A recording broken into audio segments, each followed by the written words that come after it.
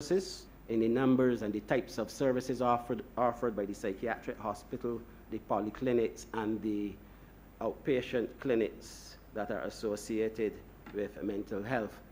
The only thing now, well, the one major thing that we were not able to achieve, and we are going to be doing this in the next financial year, is amendments to the Mental Health Act and National Mental Health Policy, which we would articulate in time to come. I now move to vector control. And vector control is important, obviously. It's important because not only are we fighting COVID, but we are also trying to manage dengue, because we've seen several incidents of dengue in this country, as has happened in the region and throughout the world.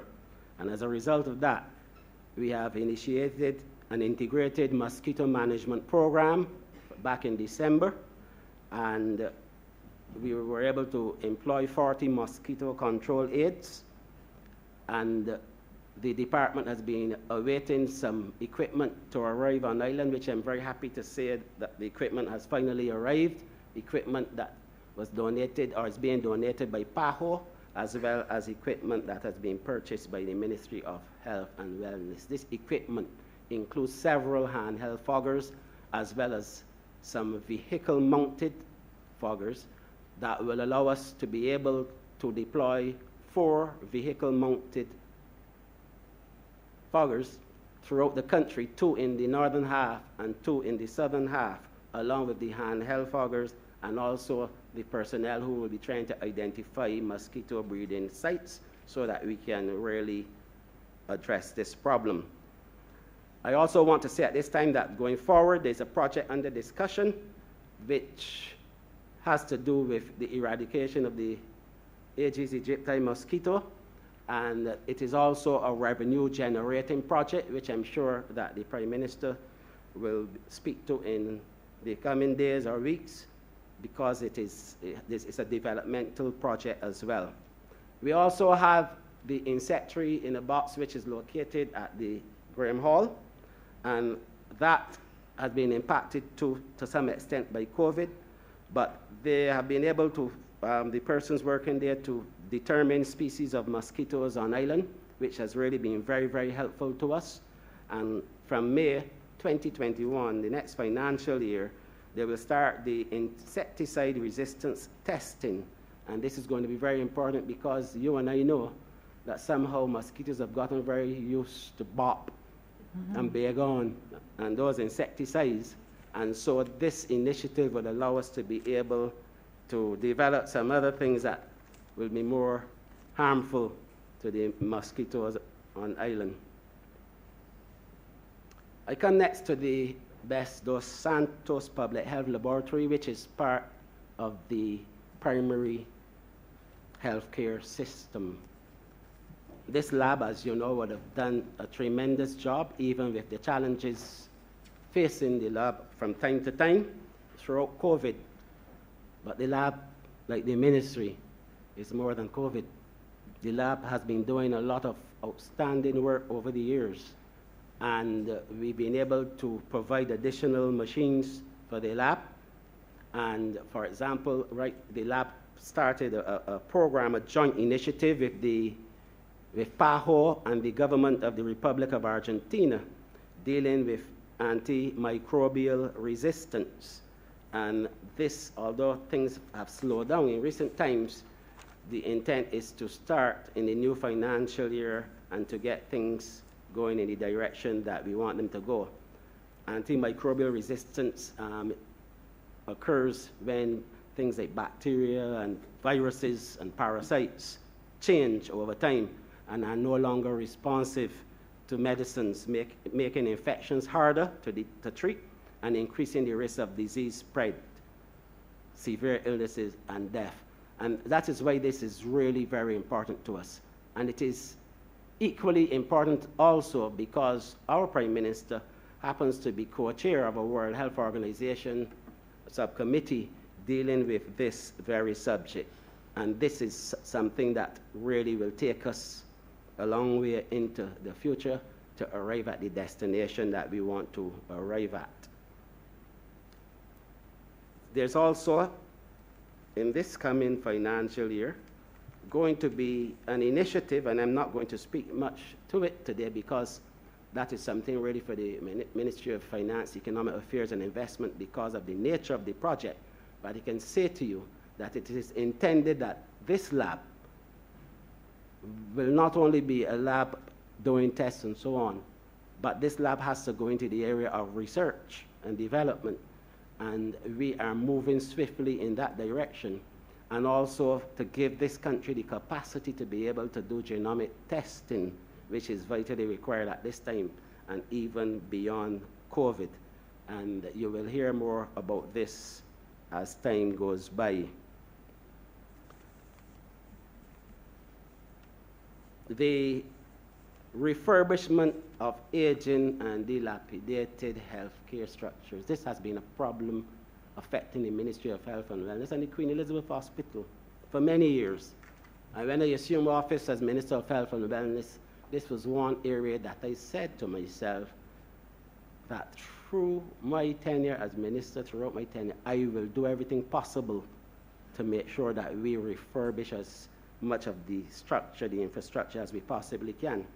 And so during this current year, we've had problems where several of our institutions have been plagued with environmental and structural issues. And we embarked on a program, thanks to the Permanent Secretary and the Financial Controller, who've been able to squeeze some funding for us to be able to do one or two things. And I will mention those now because they're important. The Albert C. Graham Center, for example, that was offline for a while. Why? Because we had to replace a roof over the assessment area of that facility. And we had to do a lot of interior and exterior work, including retiling, rewiring, and upgrading of telephone and internet services. In addition, the pool was also down for a while, out of commission, and this pool was used really by the physiotherapy department. And we were able to refurbish that pool and put it back into operation with assistance from the Maria Holder Memorial Trust. The education unit and workshops, they were also refurbished thanks to First Caribbean International Bank. And we had a generous donation from a former parent, or rather parent of a former client of the center, which was used to purchase new equipment for the physiotherapy department. And I'm really, really happy that we were able to do that because that is a premier institution for those children, and really and truly, we really felt that we needed to provide the very best of facilities for those dear children. The St. Phillips District Hospital also saw some renovations. We had one ward that was out of commission for a while, and that was completely refurbished, which then increased the capacity by 16 additional beds. And as you know, we have some serious issues in this country with care of the elderly and providing facilities for these dear persons. We were able to completely refurbish the St. Lucie District Hospital, which is being used as a quarantine facility, but this will be returned to the healthcare system to provide for the elderly. I remember we're inviting you to wrap up in shortly. time to come. And the Queen Elizabeth Hospital has also been doing some excellent things down there. I see health is so big, and we've done so many things that I really had to explain these things. Anyway, the Accident and Emergency Project, which is going to be the new Accident and Emergency Department, is earmarked for opening within the second week of April next month, next financial year. And that is going to provide a lot of additional capacity for the QAH and for the people of Barbados. That facility is at 9,000 square feet, and it will have a lot of new things associated with it, and the QAH will speak to those things when they get the opportunity to be able to. And to wrap up this segment of it, I want to say that I'm really pleased with the work that has been done by this team to provide for the people of Barbados, outside and beyond the confines of the COVID pandemic, in challenging times and situations. but they have demonstrated beyond a shadow of doubt that no matter what comes our way, there shall be no retreat and there shall be no surrender. Thank you, Minister. Please move the head with amendment. I beg to move, Madam Chair, that head 86 as amended to the tune of $252 million stand part. Honorable Leader of the Opposition. Thank you very much, Madam Chair. I am sure that your liberality with respect to time allowed the Minister for that presentation, which is 3 times the allocated amount of time, is not because of your being a medical professional yourself and therefore having a high degree of empathy for the Minister of Health, but because you also appreciate the importance of the role of this ministry at all times, and especially so at this time. And I want to begin, as I have not begun thus far in my initial submissions. I want to compliment this minister for the significant role he has played in leading the fight in the face of the current health threat to the nation. I want to commend him on his disposition and his deportment and his sense of duty. I am sure going to the length of personal sacrifice and maybe even risk of his own health in so doing. The members on the other side, when they have spoken, they have started with compliments and commendation to every single minister. I didn't, not because I don't think others are worthy of it, but I do so in this case because I think this particular minister is significantly so worthy of it, and I want to commend him, and I want to commend the team that is present here with him, and certainly in a very personal way on behalf of my family, constituents which I represent. I want to express appreciation to the medical professional staff in Barbados. I hail the talent which we obviously have in this sector in Barbados, and I feel that the nation owes a high level of debt and gratitude to them beyond our capacity to pay now or ever. And I say that very sincerely, and I know we have to enter into a discussion here. And I have to raise 1 or 2 questions for which I think Barbadians would want answers. But I want to begin by commending this minister and his team and the wider health professional community, medical services community in Barbados for standing in the gap for this country in its hour of dire need. Now, ma'am, one of the strategic objectives listed in the estimates document with the figures, this is the estimates of expenditure for the oncoming year. At point 7 on the strategic goals is the aim to develop a health financing strategy for Barbados. To develop a health financing strategy for Barbados, and that is where I would like to begin my focus. And perhaps the minister is not necessarily the individual to respond. He can decide, but he spoke in a while, but certainly there must be those who are given to the practice of health-related economics and planning who may particularly so be interested in being first responders. Now, whether this government constitutes the next administration after the next several months in Barbados or not, the problems that the challenges that we now face will still be in front of us. And whoever constitutes the government has to be properly positioned or prepared to be properly positioned to address these significant challenges. In point 7 of the strategic objectives of the Ministry of Health, as indicated in this document, is a recognition of that we are going to have to respond to the challenge and answer the question as to how we plan to finance health services in Barbados going forward. The current model is not sustainable.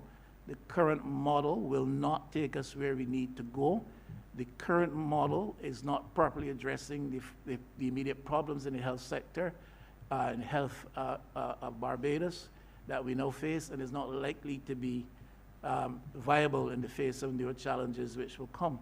The same has to do with education, so it's not just health. Already it is beginning to emerge, despite this party's platform on subsidizing education costs at the tertiary level. Already it is beginning to emerge that there are some strong currents of feeling that that model of providing tertiary level education in Barbados has to be changed. It will be interesting to see where we as a country go on that.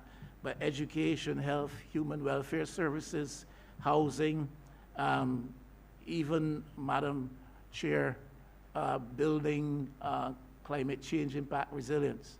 These are going to be serious challenges for any government.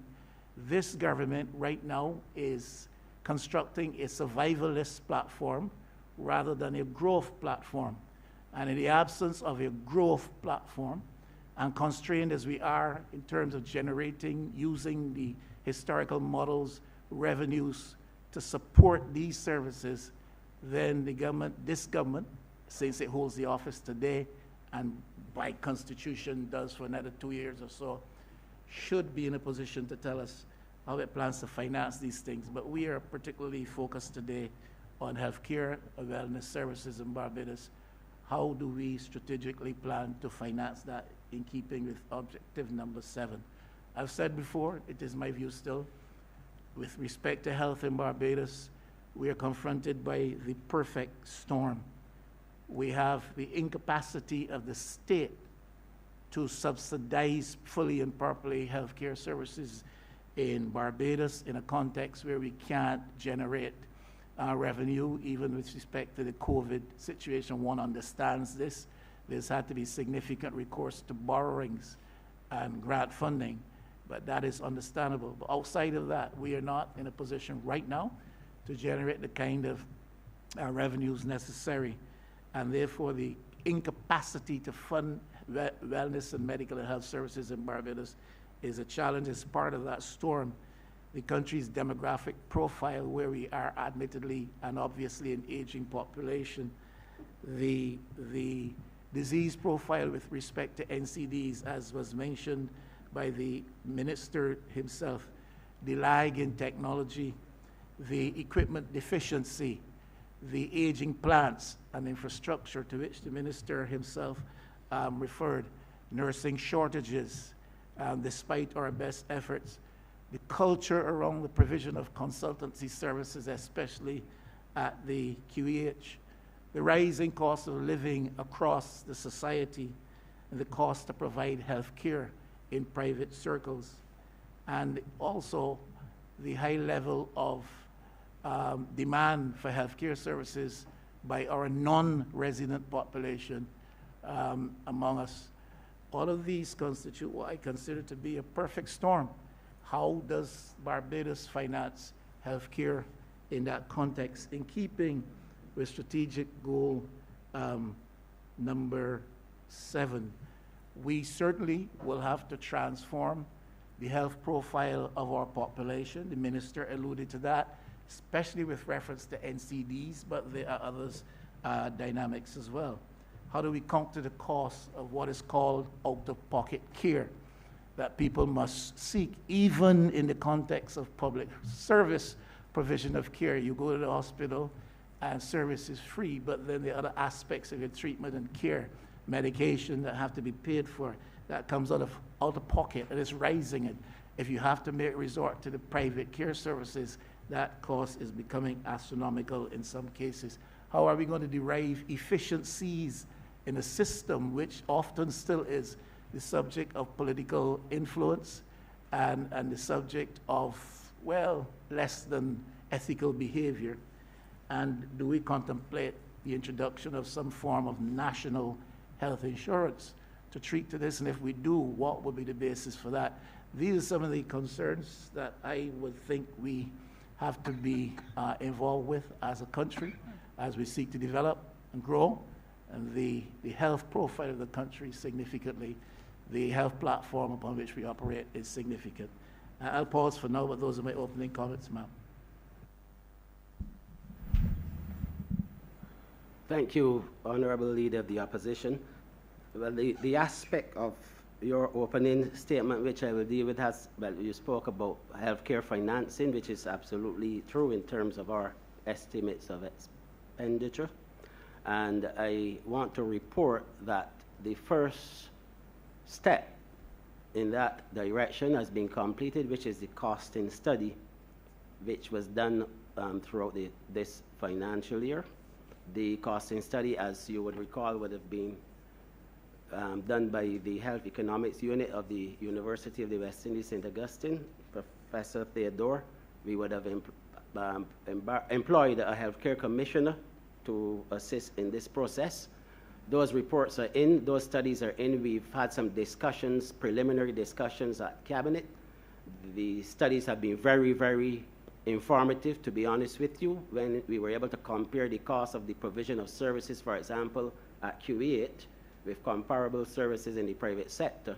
And we were able to see even within the polyclinics where we could make some changes that are necessary in relation to where the polyclinics that offer certain services in a greater catchment area and are doing more in that regard than other polyclinics, so we can rationalize services in polyclinics as well. But that study has not yet been completed. The review that is by Cabinet, and we shall move swiftly to have that done in the new financial year. Regrettably, we slowed down, and I apologize for that at the ministry, because we obviously would have been focused on COVID, but this is one thing that we will pick back up. And obviously the Ministry of Finance, Economic Affairs will also have a say in this, but we'll be moving swiftly to healthcare financing in the new financial year. I was hoping that beyond the minister, and thank him for the response, we would have had a little bit more from perhaps those who are more technically proficient, those who are more immediately concerned with health planning and the economics related to the health provision. I will still wait during the course of the debate to hear some more of that. I do not know the extent to which. I know it is, according to the minister, a costing study has been completed, is now the subject of Cabinet review. I do not know if there's any aspect of that it would be proper to speak specifically to, beyond simply telling us that the study was completed and is now being reviewed. Is there anything of significance that it would be appropriate to mention to us? At the level of the World Health Organization, I think they would suggest that there's failure in your health services system if the cost of providing curative care too far or far exceeds the cost of providing for primary health preventative care. Do not know what the reality is in Barbados. Does it cost us exceedingly more to provide the curative care and at this stage than it is costing us in terms of our own realities or our planning with respect to preventative care, primary level preventative care? I don't want to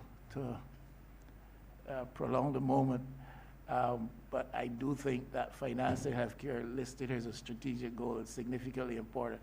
And if we can't have anything with reference to the study reviewed to us at this time because it's inappropriate, what is the assessment with respect to the relationship between the costs associated with providing curative care and treatment as opposed to preventative primary care?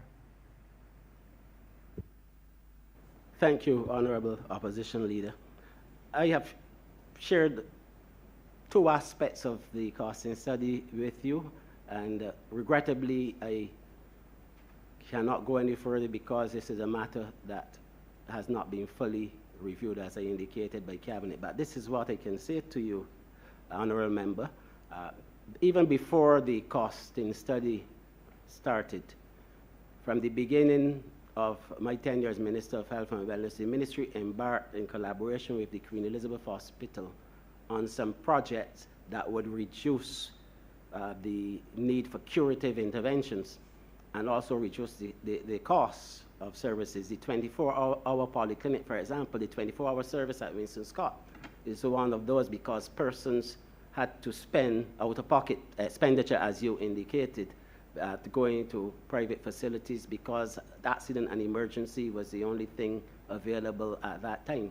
The Queen Elizabeth Hospital, and I'll hand over to the executive chair, they've been doing some work as well in relation to NCDs and introducing one or two initiatives that will significantly reduce the costs at their end over time.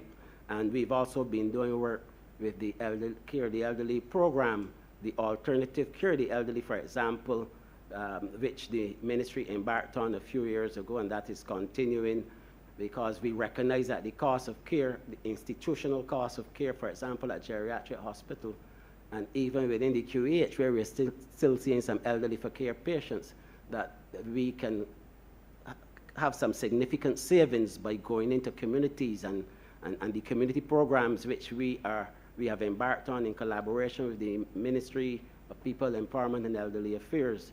Those are programs that are aimed to reduce the cost of health care in Barbados. But I'll invite the Queen Elizabeth Hospital to speak.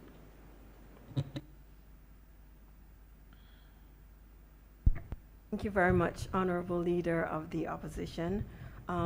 Very important observations that really speak to the sustainability of the health system going forward. So thank you for your interest and your remarks. You are correct that the cost of services across the entire health system are in need of significant rationalization. And as the Minister would have spoken to, we have tackled a few areas where we recognize that we are leaking some areas of costs. The Community Health Workers Project that would have been initiated within the last financial year recognizes that for many people who are confronting chronic non-communicable diseases, specifically diabetes, heart disease, and who are vulnerable, they are very often finding themselves in the accident and emergency room, facing significant readmission, and it means that we have to strengthen what we were doing at the community level. Normally, as you indicated, Honorable Leader of the Opposition, the primary healthcare system plays a significant role in preventative care and working with persons who are located at home. But increasingly, hospital systems globally and here in Barbados have recognized the need to do outreach from the hospital into the community with a view of keeping people at home, having access to physicians, having access to specialist care at the hospital, and thereby reduce the readmission rates.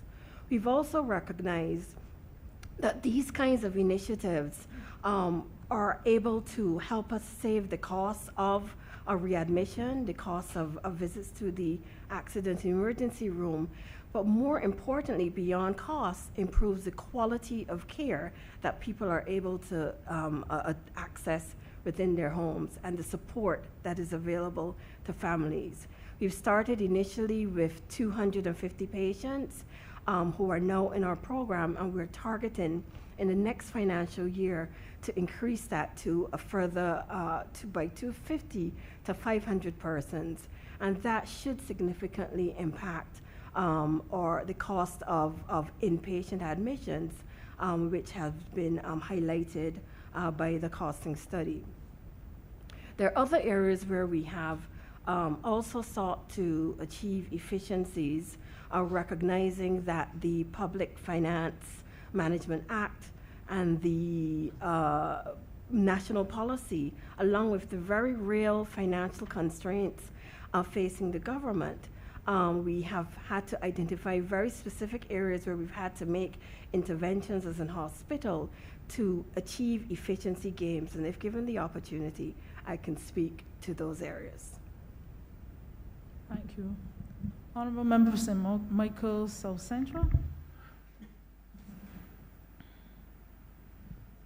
Thank you, Madam Chair. I have two questions. Let me first say, I'm sure every member who speaks will do this, and I apologize, but I have to congratulate the Minister and the team here with him for the tremendous work that they've done.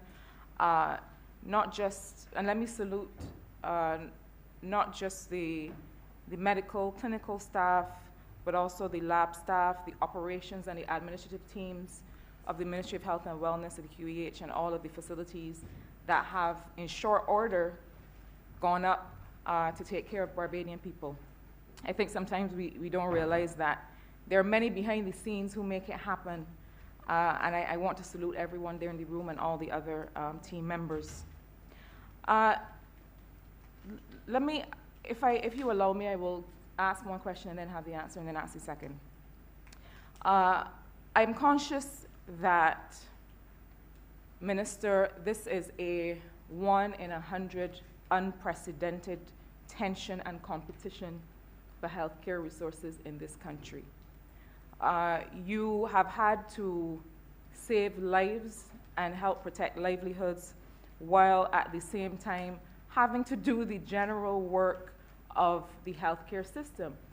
People don't, the other issues, medical issues that confront people didn't stop because we got COVID.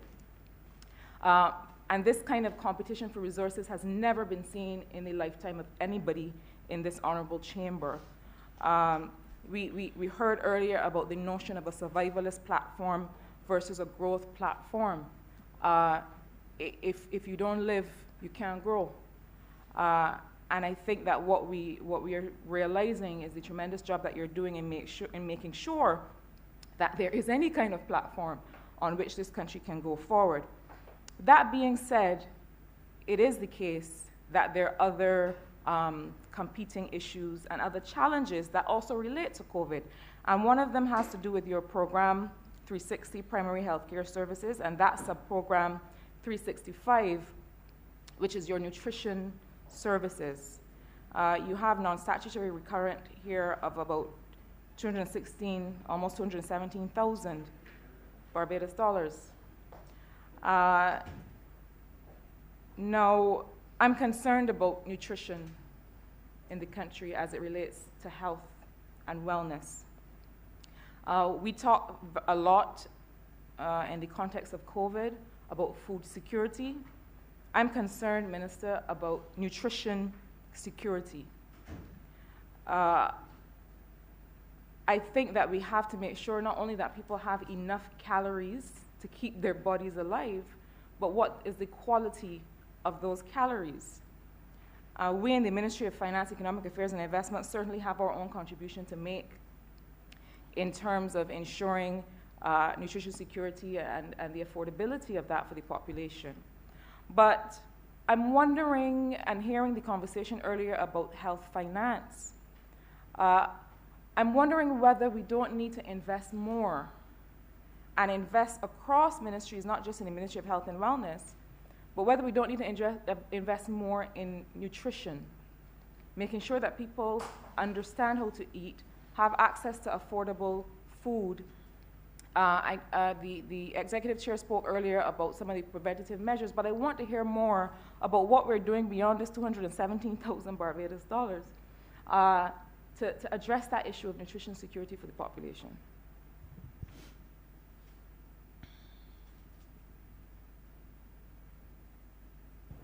Thank you, Honorable Member. It's a very interesting question that you have posed, and I will invite that CMO to speak, but before I do so, the nutrition policy that we've been trying to develop, and we started with the child nutrition policy first, and I would have indicated that we're going to the next level in the coming financial year. These two initiatives really provide the platform on which we will build going forward.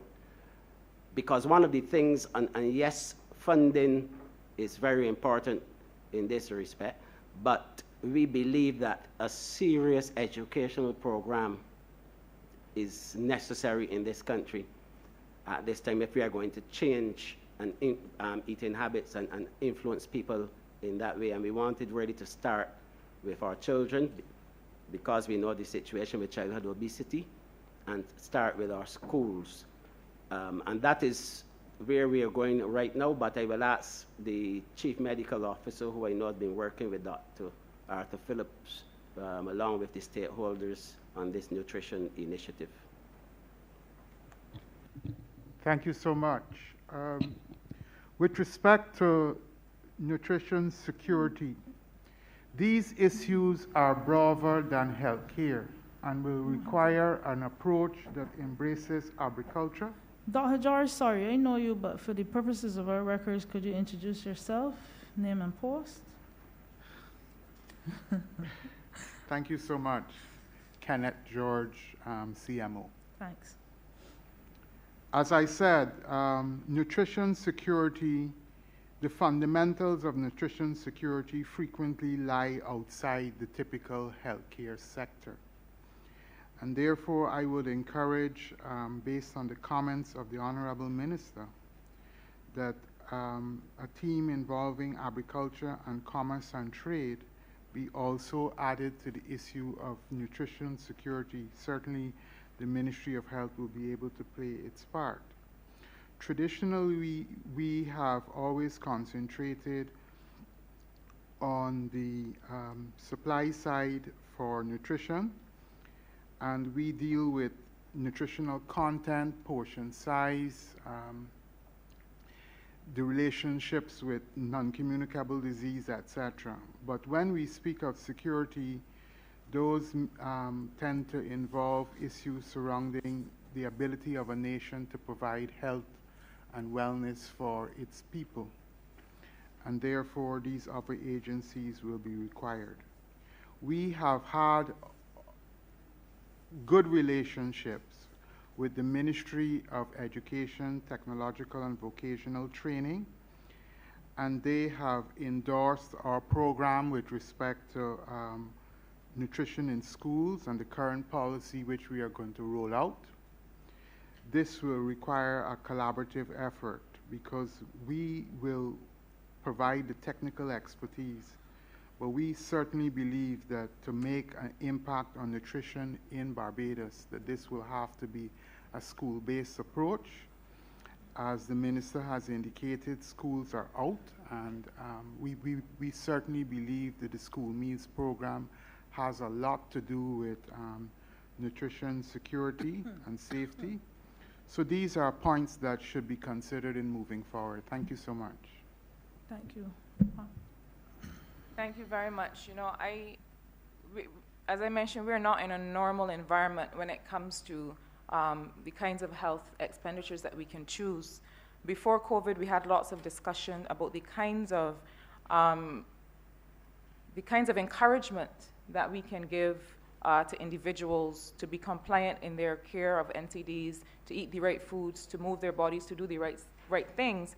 And I still think that there's scope in the health financing plan to look at how we can invest prior to it becoming an issue, invest in people's health care by providing certain kinds of encouragement. There's a word that I'm avoiding using, but providing certain kinds of encouragement to people to manage their health. And I think that once we are past the worst of the pandemic, that this might be something that we can look at.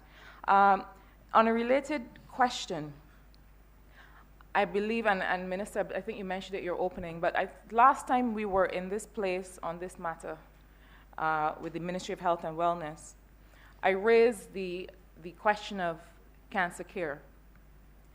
And I am very pleased to see the movement that has been made. I mean, talk about being able to walk and chew gum. The Ministry of Health and Wellness has really distinguished itself in managing a pandemic and still advancing the transformational agenda of the country. I'm happy to see that there has been movement in terms of having a cancer care plan. I would like to hear a bit, though, about implementation. I confess that I'm not sure on where in the 21, 22 estimates We are capturing implementation. I'm sure that because it is in the operational expenses of the Queen Elizabeth Hospital, it is a little bit, it is not spelt out in the estimates because what we see is a single transfer to the Queen Elizabeth Hospital. But we do have many challenges with different types of cancer. Barbados actually has some incidence rates that that make it stand out for the wrong reasons when it comes to women's cancers and other types. I'm concerned not just about the preventative measures, but also about the level of care, access to drugs, access to different kinds of treatment protocols. Tell us a bit, please, about implementation of the cancer care plan that the Ministry of Health and Wellness will be rolling out in the coming months and years. Thank you very much. I will invite the Chief Medical Officer, and I believe the QAH would also be involved in providing the information. Thank you. Thanks again. The cancer plan has a primary health care approach. The plan looks at ways of prevention of cancer in Barbados, noting that the cancers of public health significance are prostate, breast, cervical, and colon. I am happy to report that the incidence of cervical cancer in Barbados is falling, and that is a good, that is very good for the population. However, our concern continues to be with breast cancer, which our rates have shown an increase. We believe that a fundamental preventative program is important, along with good therapeutics and interventions for cancer. So the fundamentals of the plan involve what can individuals do to protect themselves, and if they have cancer, to present to healthcare services early. Therefore, the plan builds on a lot of partnerships, including that with the private sector. So, for example, the Barbados Cancer Society, and where individuals will receive cancer care. There are other NGOs which support our program, and these NGOs offer at low cost the ability of persons to have screening and early diagnostic care. So the cancer plan is built on a model of prevention. It does look forward to the technological advancements with respect to delivery of cancer services in the hospital. You're quite aware that the issues surrounding the nuclear accelerator and other modalities of treatment, but we firmly believe that a lot of the emphasis, as mentioned before, needs to be in a primary and preventative approach. And let me take this opportunity to encourage Barbadians here that there are guidelines for monitoring and making decisions if you are will be afflicted by cancer. For example, prostate, breast, and simple plans of what to do and what basic screening methods you will need to protect yourselves. And I think that's where it starts. Thank you so much. Thank you, CMO, and thank you, Honorable Member of Parliament, Minister Cadell. You're correct that part of the cancer plan referred to by the CMO involves significant emphasis on the area of screening. The only way in which we're going to be able to make the level of impact that is envisaged and provide the quality of care is if we're able to capture as many people who need the services. The Queen Elizabeth Hospital plays an important role in both screening and treatment for cancers. We receive a significant amount of referrals for colonoscopies, ultrasounds, and other screening associated. Recognizing that we've had waiting times associated with this, part of the estimates part of the investment that we have made in this year's estimates have been to acquire additional manpower. Right now we have 2 consultants who do colonoscopies. We have a very limited number of persons who do ultrasounds, and as a result, we've had waiting times that, in our view, are very inadequate. So this year, we have put into our estimates an additional gastroenterologist, 2 additional sonographers, an interventional radiologist, and other expertise who will help reduce those waiting times and provide additional man hours to do the screening. We also recognize that investment in large pieces of equipment, cancer is dominated by the latest in technology. And in order to provide the Barbadian public with the kinds of treatments that are required, we need to build on what is available at the Lionel Clara Oncology Center and the investments that have been made by our dear Ambassador Rihanna Fenty. We need to complement those investments with additional private sector investment. As I understand it, the private sector is looking at building out some work in this regard.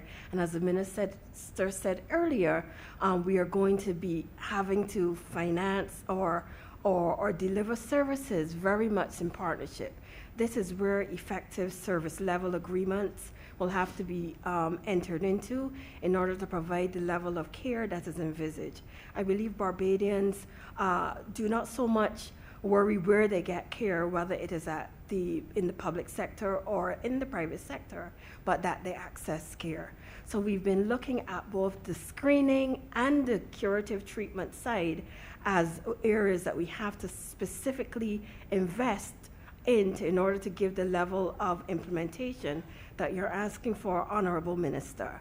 Dr. Williams, have I missed anything? I think we've covered it all. Thank you so much. A very quick follow-up to that. I appreciate that you're investing in screening, that you're investing in treatment. I want to ask, though, we seem to have potentially environmental factors. There is something that is causing, in particular, when I think of breast cancer and how early young Barbadian women and some men are presenting with breast cancer. So I think screening is important. I'm hoping that, as other jurisdictions have done, that we're encouraging earlier screening than used to be previously done, because it used to be that women from the age of 40 were encouraged to have screening. We're seeing high incidences in women from as young as 25, and I'm sure you have more data than I do. But I want to know whether the QEH, the Ministry of Health and Wellness, plan to invest in research that is specific to our population in this part of the world, to understand whether there are environmental, genetic, or other factors that are contributing to this high incidence. Because yes, we want early screening. We want people to know early if they, in fact, are going to have to be seeking treatment. But the fact is that if we can make even earlier interventions, because we understand why people in this part of the world seem to be more susceptible to certain cancers, then that is an even earlier and more effective intervention. Are there any plans for specific research in this? Thank you, Honorable Member. The answer is yes, and that is part of the lab expansion project that we're working on, and I'll invite the director of the Best Dos Santos lab, Dr. Sonji Beckles, to respond.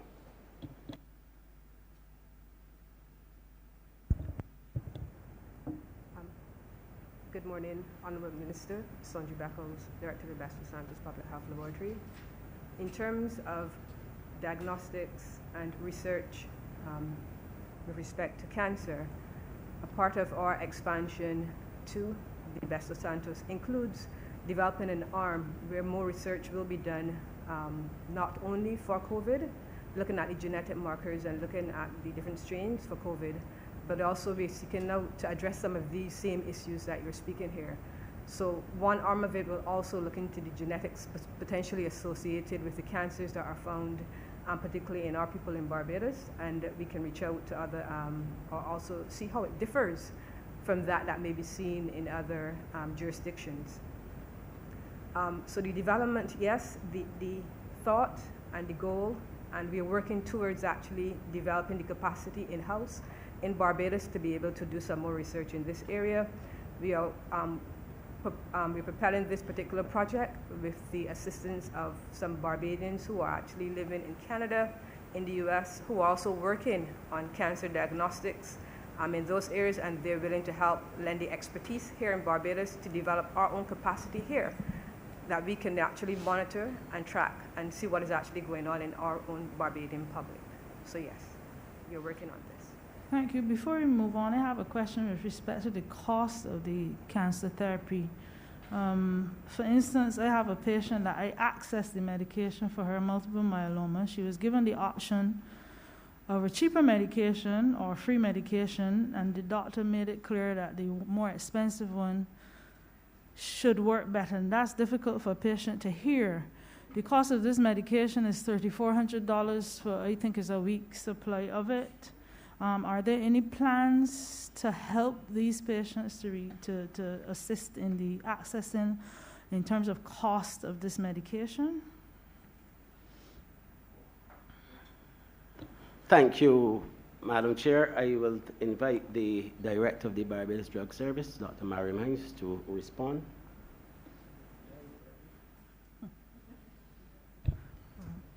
Thank you for that question, Madam Deputy Chair. I wanted to just more or less... Mrs. Hines, just introduce yourself for our handshake. I'm sorry. My name is Miriam Hines, and I'm the Director of the Barbados Drug Service. And I would speak more on the cancer from the perspective of my other seat on the Queen Elizabeth Hospital Drug and Therapeutics Committee, where we actually look at cancer drugs for patients and more or less adjudicating and facilitating for them to be able to access those kind of drugs. Yes, there are times that we do try to use the less expensive drugs, those ones that the innovator patents are out, and we do have generics that we think are of good quality, but we have a system in place where if such generics are not working, that we will switch the patients to the brand. And that is being done through the Drug and Therapeutics Committee with the directors of the Queen Elizabeth Hospital, because whatever discussions we have or suggestions or recommendations we make, it will go up once it's over a certain amount. And I think that initially we did have some delays, but now we are able to fast track our deliberations, and if there's something urgent, that actually we would do a round robin immediately to try to see how patients can be facilitated. So yes, through the Queen Elizabeth Hospital, we have been helping, and in fact, we are also working with innovative pharmaceutical companies where they will submit proposals to us, where they would work with us, both in terms of training for physicians, for lab technicians, in terms of what diagnosis, and in terms of the testing, MRIs and whatnot, that this company is actually going to be paying for it. And where our capacities in Barbados, for example, could be limited, they would actually take some of the samples to Colombia or the United States to do some testing for us and training. So we have been working very diligently to assist cancer patients in this regard, and plans are in place to even help even more. And I'm happy to say that cancer is not like diabetes or hypertension. There are usually few persons that are involved, because those drugs, as you said, are very, very costly. but we do make provisions. And I'm happy to say that there had not been a single cancer patient that would have come to us for assistance that we were not able to assist. We've been able to assist them in terms of making sure that, you know, they are able to access their medication. And I would also say that there are also the Cancer Support Society and the Cancer Society that do have programs in place as well to be assisting such patients. So through this forum, maybe I can advise persons that would be so affected that, you know, there is help either through the Queen Elizabeth Hospital or through the Cancer Society. And this is something the doctors know? I mean, I would have thought that that would have been offered when that would have come up. Is this something the patient is expected to know? There are instances where we would have advised the patients if they didn't know. But yes, because as I did mention, you know, the adjudications that take place at the Drug and Therapeutics Committee at the Queen Elizabeth Hospital, these are applications that are submitted by physicians. So most of the physicians in that area are aware and they would submit. And maybe through this forum, those who may not be aware, they would be aware that there is a cancer plan and there is support and help in terms of treatment for such patients. Thank you, let's hope so. Honorable Member for St. Thomas. Madam Chair, just wanted to add for for information that we actually have $1.5 million allocated in the QEH budget for specially authorized drugs such as the one you were referring to. Honorable Member for St. Thomas. Madam Chair, best say good morning to your colleagues and other distinguished members in this gathering today.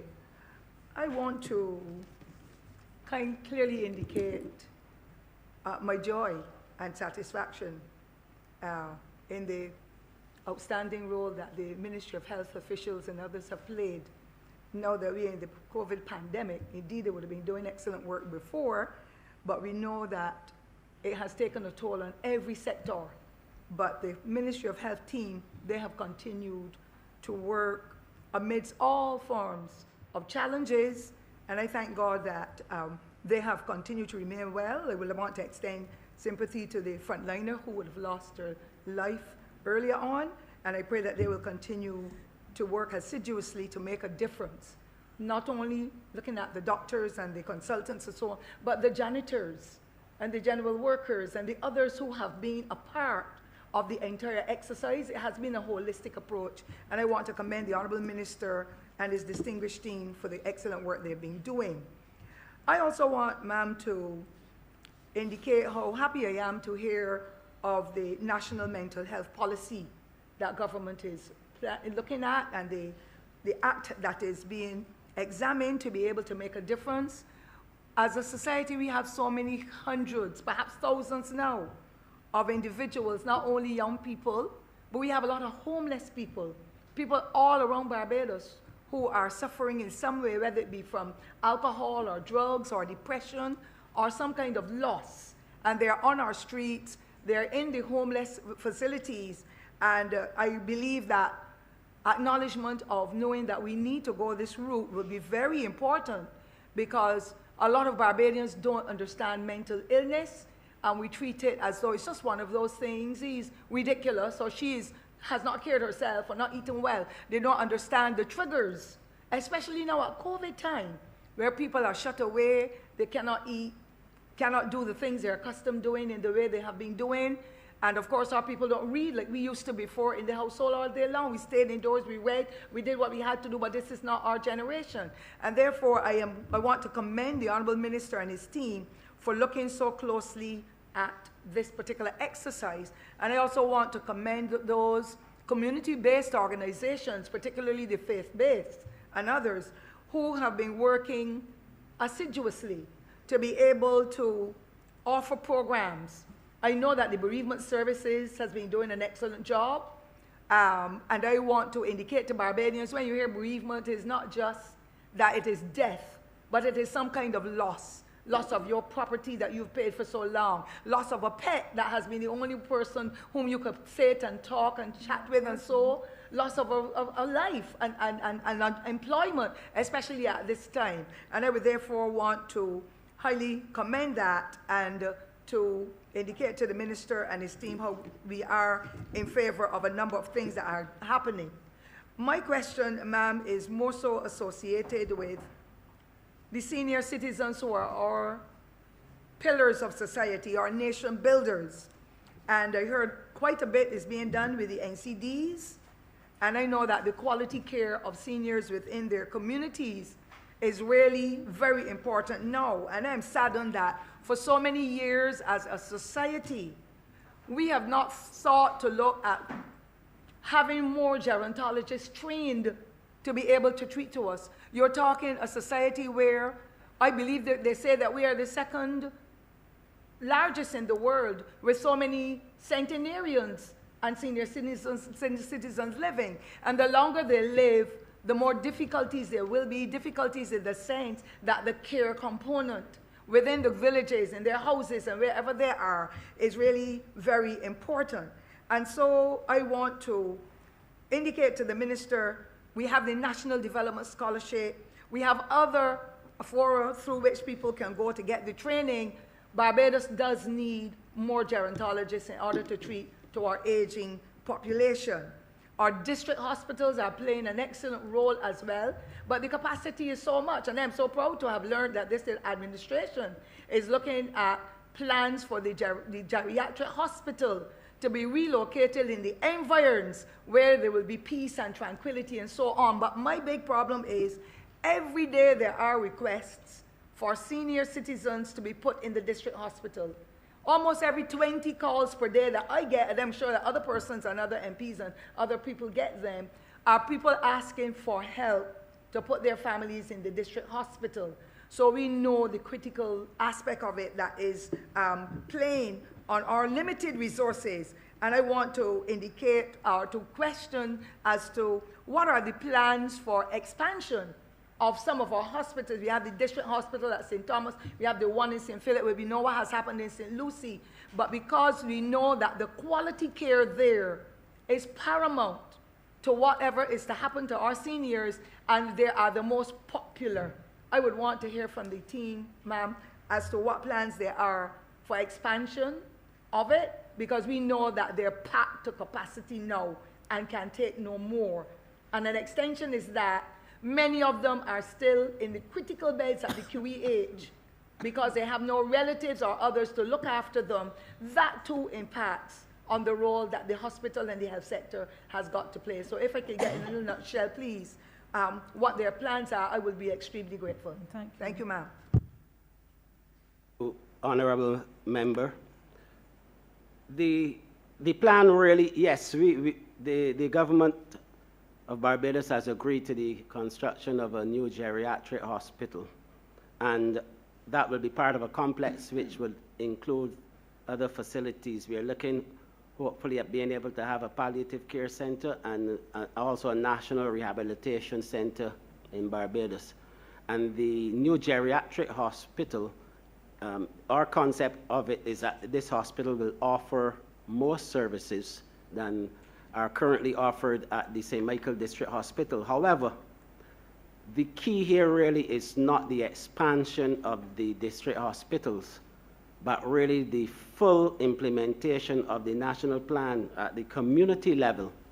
We have several persons who are trained in this country in care of the elderly, and we believe that expanding those services within communities where people are able to go in and assist elderly care persons in their own homes and in their own communities where possible, that is a better option. Not only a better option for those elderly persons who will be within familiar settings, and we're talking about persons who do not require hospitalization, because that is really the key. And we also know very well that it is more cost effective to pursue that area of care within communities than it is for institutionalized care. And that is why we believe that that is the direction to go in. We've also provided and we've expanded to some extent the alternative care of the elderly program, using the private healthcare, senior healthcare institutions. So it's already a mixture of things that we're doing, but institutionalized care ought to be the last resort, and that ought to be kept for persons who really require that sort of assisted institutionalized care. Thank you. And the PS would like to respond. I'd like to invite PS Phillips. Good morning, everyone. I'm Janet Phillips, the Permanent Secretary in the Ministry of Health and Wellness. Just an adjunct to what Minister was saying as well, we do want the option where persons can be cared for within their communities.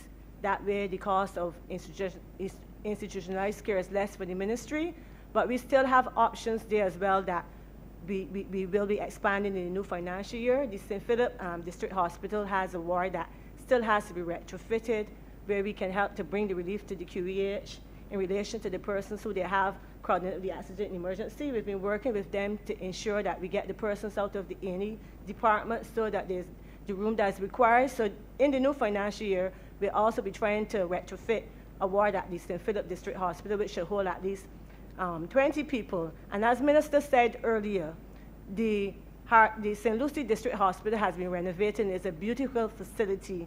When COVID is no longer, there will also be the capacity there as well, so that's another option.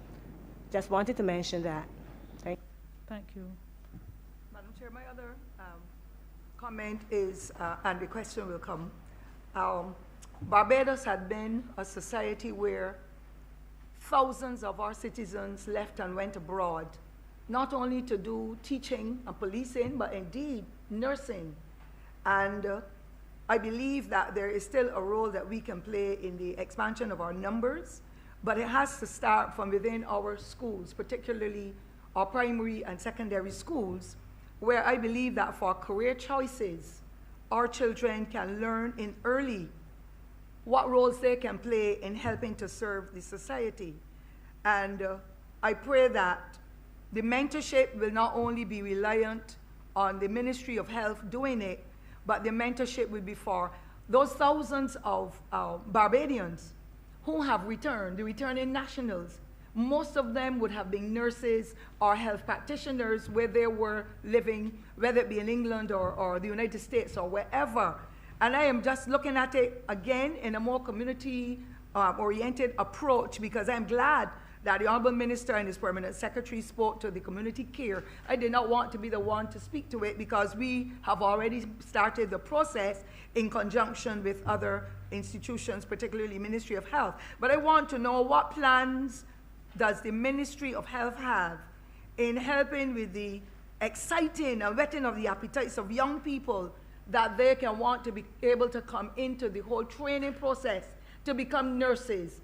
Some people say from up front, little children say, I want to be a teacher, and they work towards it. There are few children who are talking about wanting to be a nurse or some person working in a field of medicine, and I therefore want to find out what plans there are in the educational aspect of what the Ministry is doing to engage young children for career choices. And an extension to that, finally, I want to find out, we have the Polytechnic, the Samuel Jackman Institute, and we also have the community college, and there's been some expansion there recently, I understand, because of private entities that are coming in to use Barbados as a location for care of the elderly and so on. So they've got this training program at community college. We've got thousands of Barbadians who have done the care of the elderly program. And I'm trying to find out how they too can be incorporated into it. Many of them have got certificates to show that they've been successful at the levels, but is the ministry planning to involve those persons as part of the nurses and the tranche that is going forward to be able to help us to build up the team of professionals that can continue to serve Barbados at this critical moment when we need them now, perhaps even more than ever. And I will just close on that one, ma'am. Thank you. Thank you.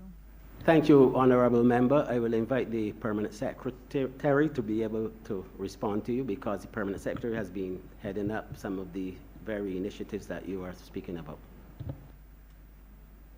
Thank you, Minister. Honorable Minister Ford, I first want to remind you of what Minister Bassett would have spoken about earlier, the intention of the Ministry of Health and Wellness to reintroduce the payment of stipend to nurses who will be pursuing studies at the Barbados Community College. I know when I was growing up for sure that the nurses would get the stipend, and it helped them in a lot of ways because a lot of them found that going into the nursing service was a way for them to pull themselves up by the bootstraps. My sister certainly benefited from that when she was a student of the Tertiary School of Nursing, where she got the stipend, and it was really helpful for her to be able to use that to get around, to pay her bus fare and stuff like that. So that will be reintroduced shortly, so that those who go to community college and cannot work because they're there full-time will be able to get some assistance with bus fare, lunch money, if it's the books that they need to buy. That avenue will be there for them. I just also want to indicate that persons who attend the BCC or SJPI and they study for the nursing auxiliary, they can use it as a stepping stone to get into the nursing care system, because those persons can be recruited as trainee nursing assistants in the geriatric system. That's where we find most of them, and they are encouraged after that to pursue the further studies at BCC, and we make allowances for that. Only this year, when we were speaking to the principal nursing officers in respect of providing relevant training for nurses, the area of gerontology was flagged up as one of the areas where the training is not being provided to the extent that is required. And so we'll be working with the BCC to ensure that we have a cadre of nurses who can be trained in gerontology.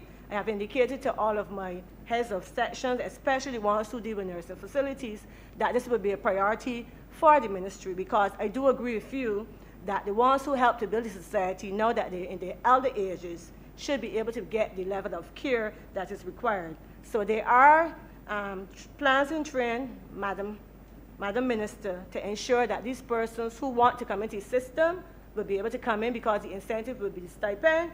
2, persons who already have qualifications in nursing auxiliary, we have been currently recruiting them in the geriatric system to provide the level of care that's required. And 3, emphasis will be placed on granting training leave for those who want to pursue studies in gerontology. Thank you. Thank you. Honorable Leader of the Opposition. Thank you, ma'am. Just a couple of questions that relate to the specific numbers that I have in the document that I received at the hands of the clerk.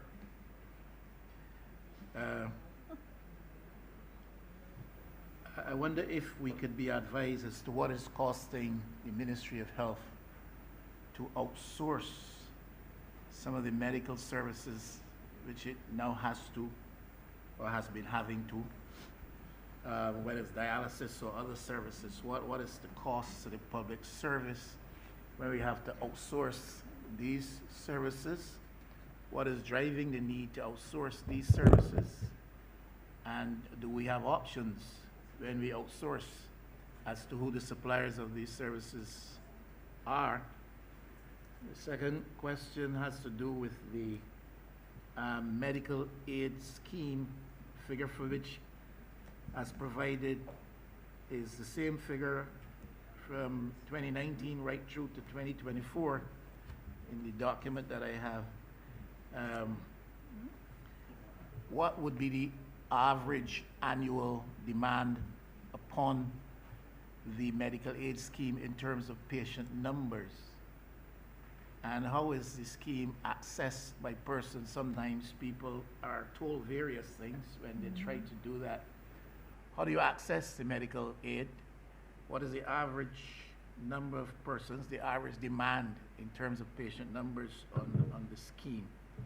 And then the third question, ma'am, relates to care of the disabled. According to the document I have, that number is being reduced by $500,000 as it relates to the Albert Graham Center. I don't know if this is reflective of the declining scope of the problem among disabled children.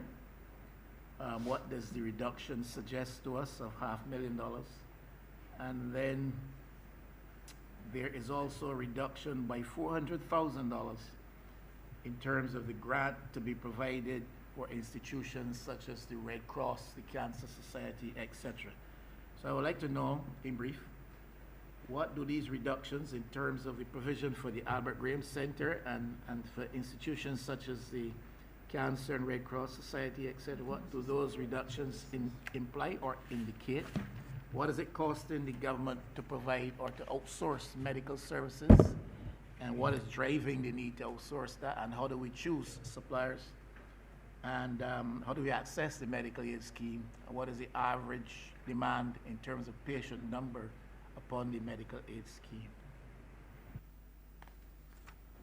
Thank you, Honorable Member. I will invite the Executive Chair or any of her persons here present to respond to the majority of your questions because they're actually centered around the QEH, but we will provide any other responses as necessary. Thank you very much, and thank you for your interest in this area. The Barbados healthcare system makes a commitment to all Barbadians to provide services where needed, not just in the public sector, but in the private sector. And where the capacity of the Queen Elizabeth Hospital is outstripped, we then we then provide services through outsourced private sector entities to be able to provide those services. I'm going to let Dr. Shani Williams speak to you about the nature of the dialysis service and the demand there for services, and hence why we would have had to acquire services within the private sector. Or I'll speak briefly to the medical aid scheme. The medical aid scheme number has remained fairly static, particularly over the last financial year, because with the onset of the COVID pandemic, we have not had patients traveling.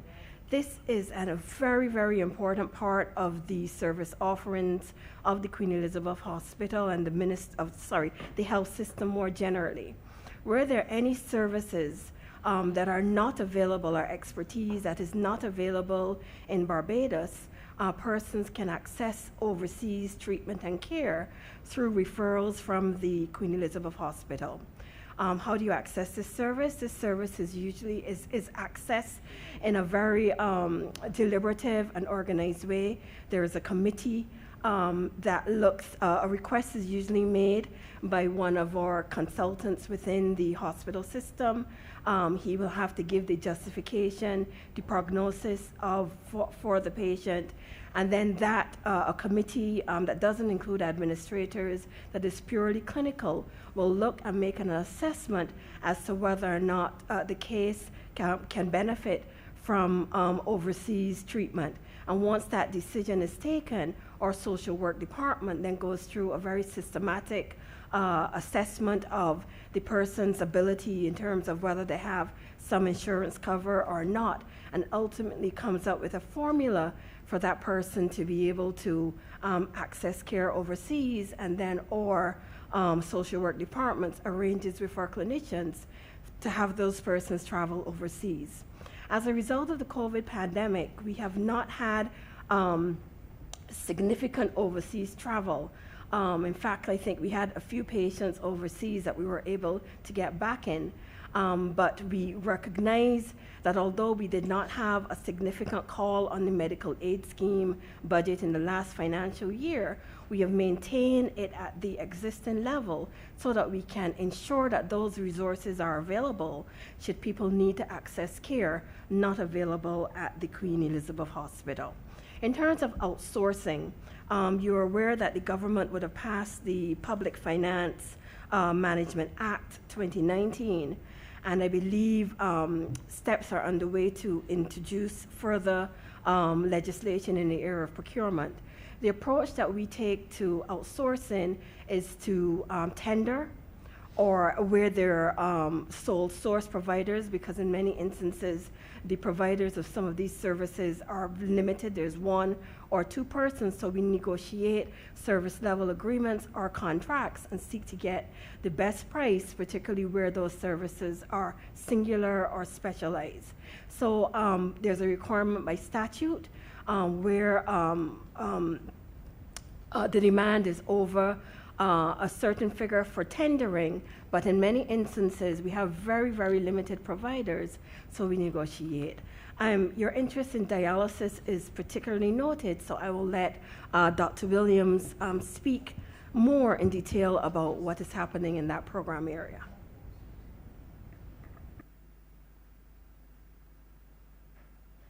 Good morning.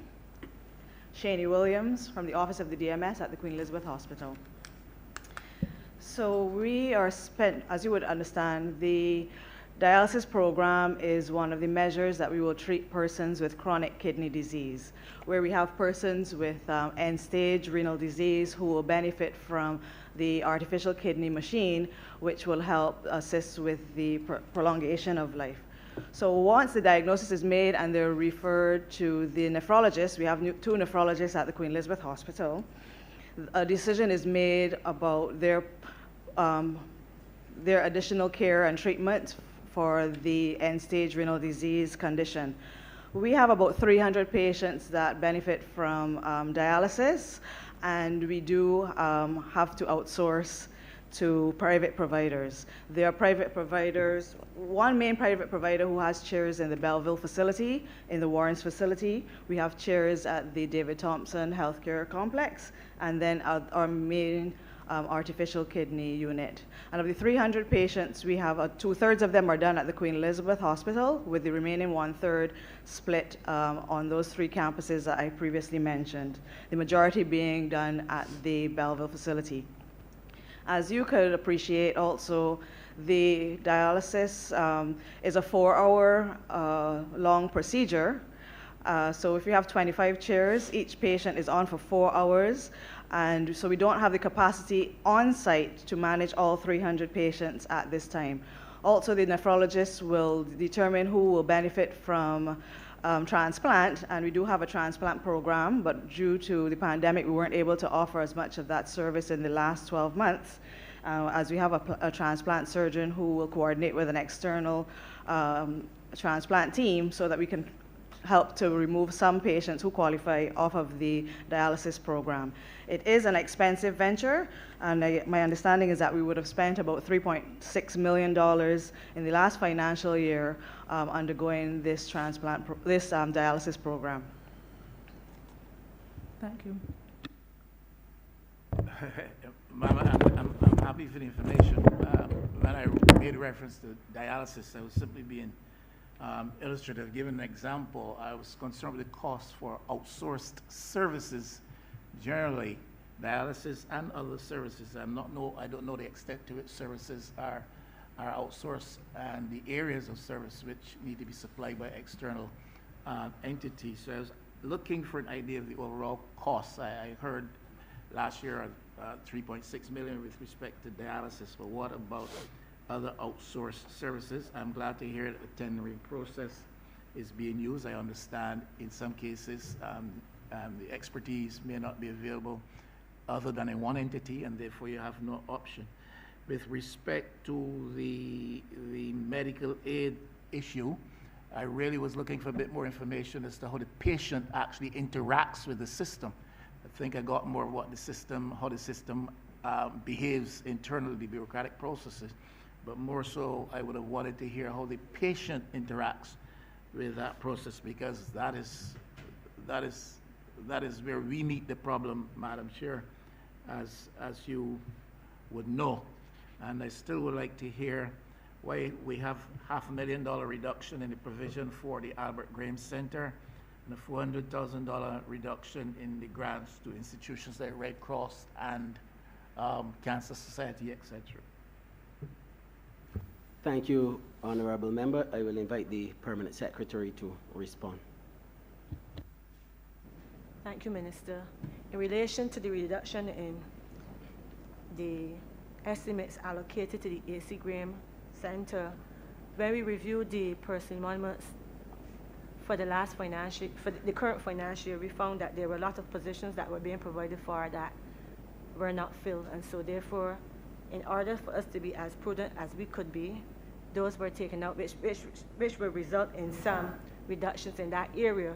In relation to the subventions that we will normally provide to NGOs and civil society organizations. It was a matter of competing wants, and last year we were advised that we had to trim our budget, and therefore that would have carried over into the new financial year. So the costs associated with different NGOs and CSOs are much less than previously, because it is trying to balance the budget and see what can be left out or what has to be trimmed, and the trimming was not only done in those areas but in other areas as well, sir. Honorable Member for St. John. Thank you, Madam Chair. Let me join the chorus of my colleagues who are bigging up the Minister for his outstanding work as it relates to the COVID pandemic on the island. I also want to take this opportunity to salute the Executive Chair of the QEH for her work in relation to what she's doing on the landscape. But my questions are about the polyclinic at St. John, and I want to thank the Minister and this government for moving to a 24-hour service in the constituency of St. John.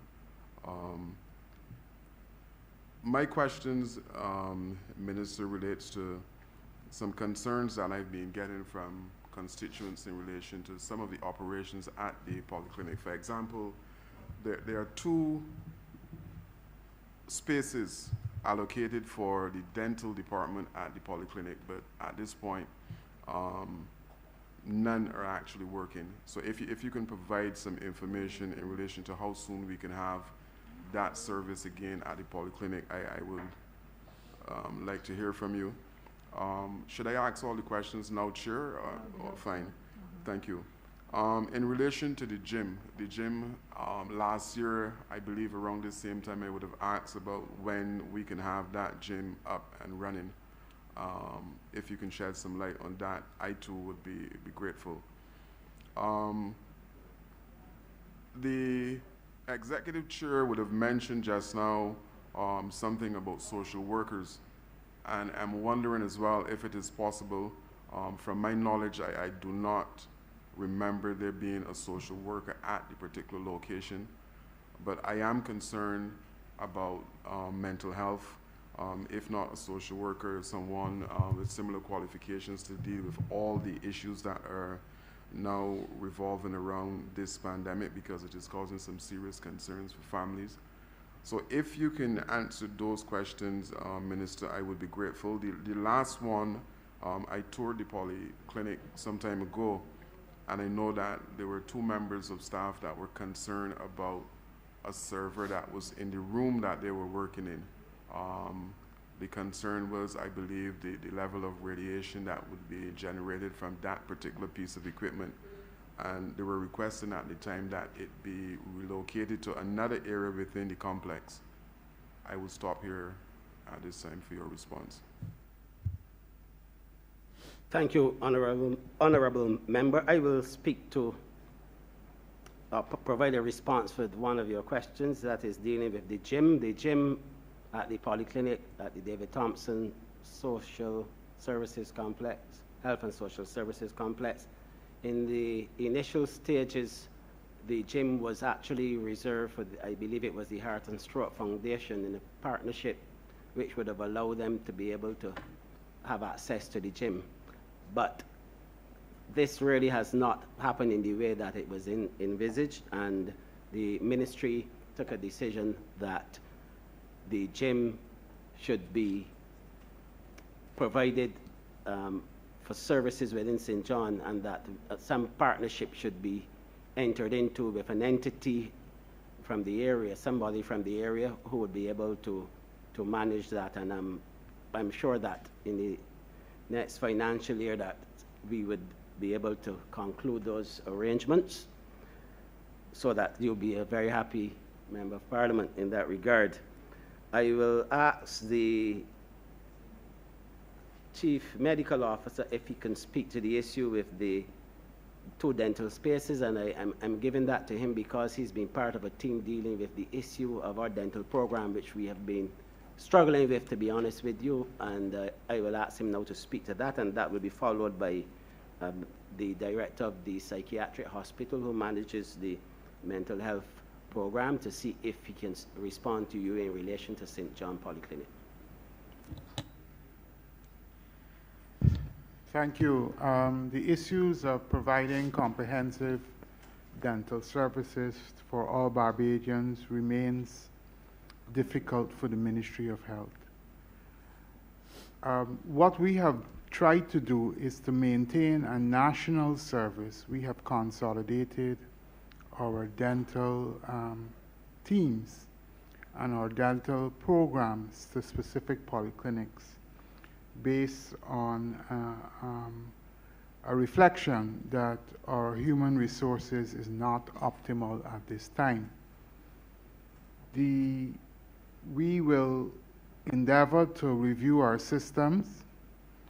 We are aware that there's hardware there at the David Thompson Health and Social Services Complex with respect to dental services and the equipment that is there.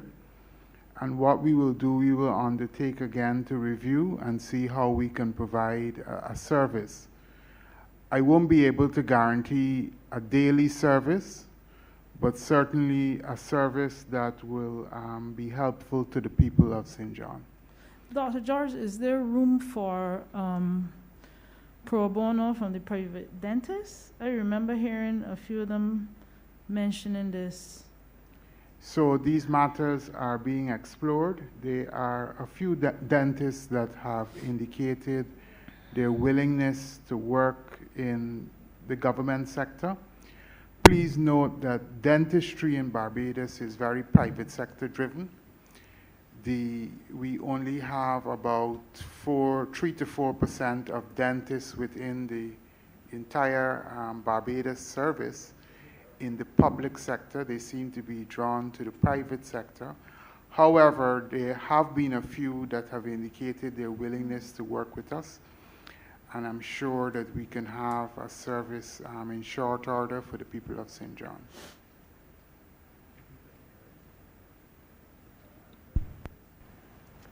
Good morning, good afternoon. David Leacock, Director, Psychiatric Hospital. With respect to your question, Minister, concerning the mental health status or the need for social workers within the St. John Polyclinic or the St. John area, we currently already have a dedicated community mental health team. This includes a psychiatrist and a community mental health nurse that are stationed at the David Thompson Center. The psychiatrist, Dr. Sue, sits on the health EOC, and she's responsible for the entire St. John catchment. The nurse is based there full-time, and the doctor visits as needs be. At present, they're there every Wednesday, but the nurse is there most days to start his daily activities. As it relates to the concerns or the issues that are arising, based on the fact that we do have COVID going on, we have seen an increase in the need for mental health services in some of our polyclinics, and St. John is no different. What I can say is that we've been able to meet most of the needs of our persons in the community, and we continue to expand our services. During 2019-2020, we also added a social worker and a psychologist to some of our polyclinics. And for the St. John area, the social worker is there based on the need. If there's a requirement, the community health nurse or doctor contacts the social worker to assist as far as those persons are concerned. So at this stage, it's not across the island as we speak, but for certain polyclinics for sure, we do have support beyond just the community health nurse and doctors. We actually have psychologists and some social workers at those polyclinics as well. Mr. Leacock, how well is your outpatient nursing serviced? I have had some instances where, well, obviously manpower problems where patients weren't able to get repeats of their medication because I believe some nurses would dispense medication on the outside. How are we with that? But once we had the onset of COVID, we did adjust some of our protocols to ensure the safety of our clients and our staff. But for the most part, we were in some cases given advanced issues of medications, thanks to the drug service, provided us with additional medications during that period. So we try to make sure that if some persons, for example, could adequately manage, we would give them an increased supply. If they were accustomed to getting 2 weeks supply, we'd give them a full month supply, and in some cases up to 6 weeks supply. So this was based on what the supplies of medications were. In most cases, I said we didn't have any complaints. We gave persons contact numbers so they could either call the pharmacy directly or could call the community health nurse or doctors, so they had to, if they need to get the medications replenished. As far as those who required long-acting injectables, they were also being administered as need be. We had 1 or 2 hiccups when it came to some staff who might have been exposed to COVID, but we did in turn then send internal staff out to augment the community services. So we, for the most part, through 2020, were able to meet all the demands from a community-based standpoint. Thank you. Thank you, Director Leacock. Just a follow-up question for the Minister and a comment to yourself. Minister, based on the location of the St. John Polyclinic, can you indicate if this will be a home base for any ambulance service?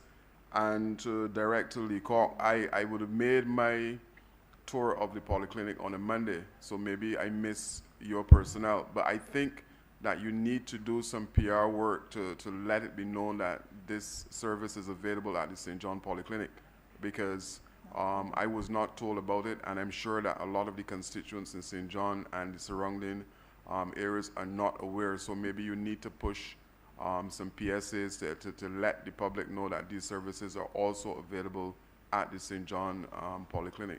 Thank you. Thank you, Honorable Member. The idea of having an ambulance station at the St. John Polyclinic is part and parcel of the 24-hour service. We've been looking at that, definitely based on what we see happening at that polyclinic in the not too distant future.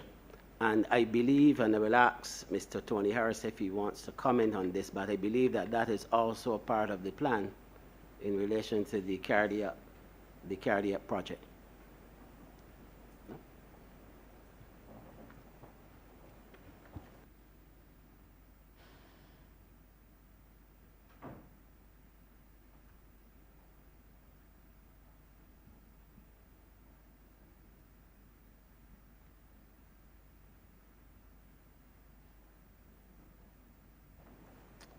Good morning.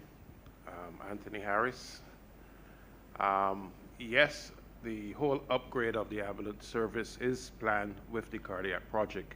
As you would appreciate, a well-functioning ambulance service is going to be essential if we are going to be able to get to patients and get them to the hospital or any center, any urgent care center.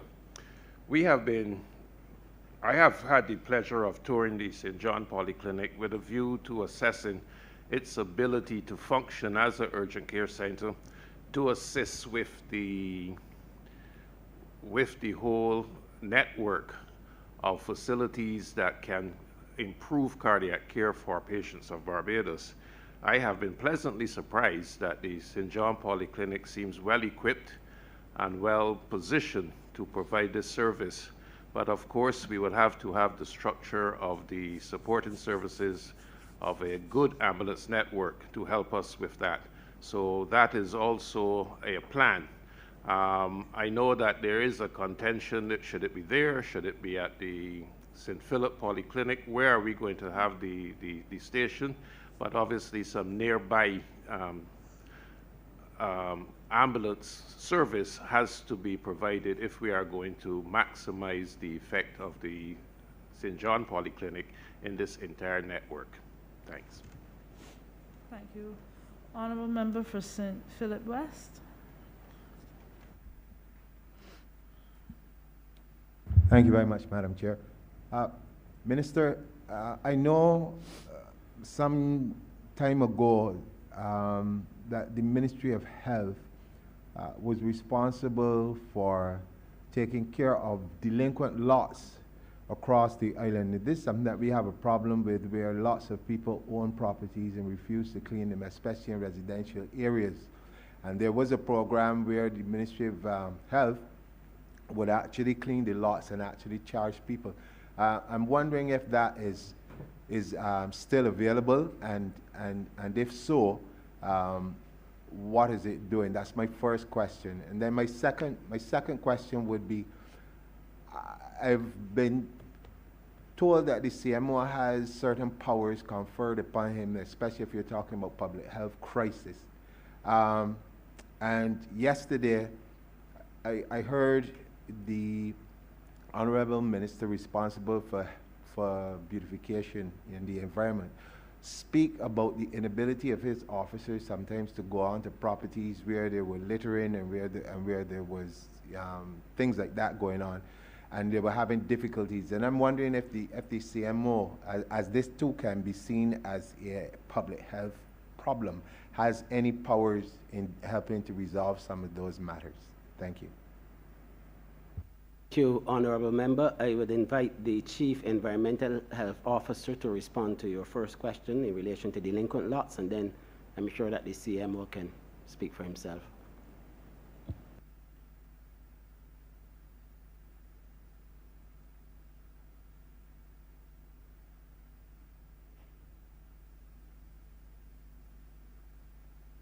Good morning, Good afternoon, Francina Bascom, Chief Environmental Health Officer. The Environmental Health Department under the Ministry of Health, we operate under the Health Services Act, so we would serve notices to delinquent landowners, but we have no facility under Environmental Health, Ministry of Health to clean vacant lots. We had that about 3 years ago, but that program is no longer on the Ministry of Health. I believe it is under now Ministry of Environment and not Health. So we don't have that facility to clean vacant lots in Ministry of Health.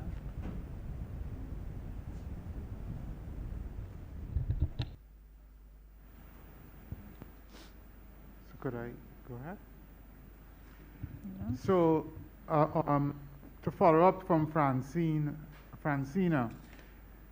the Ministry of Health under the current legislation has the powers based on the Chief Medical Officer and direction from the Minister of Health to enter vacant properties, to enter households, and to enter any premises that they feel that is violations of the Health Services Act. Many of the violations are written in the nuisances part of the Health Services Act, but I will be very surprised if officers are being impeded by their work. And if that is indeed the case, this needs to be brought to the attention of Central Ministry, because it is written in law, and we have had many instances over the last 2 to 3 years where public health officials, and specifically the environmental health officers have entered businesses to carry out their work, and frequently this ends in prosecution.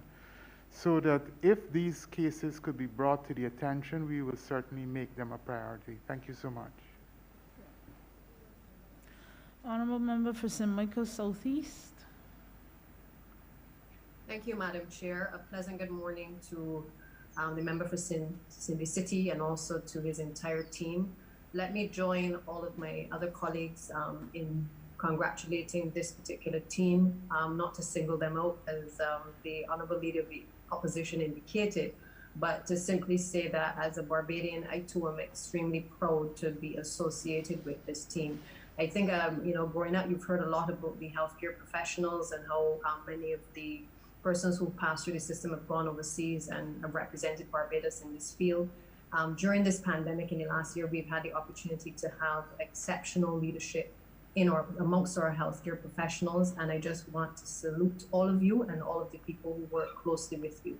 I know that it has not been easy. I know that we have not always done everything the best that we could do, but I do know from sitting with many of you that it is clear that you have the best interests of Barbados at heart.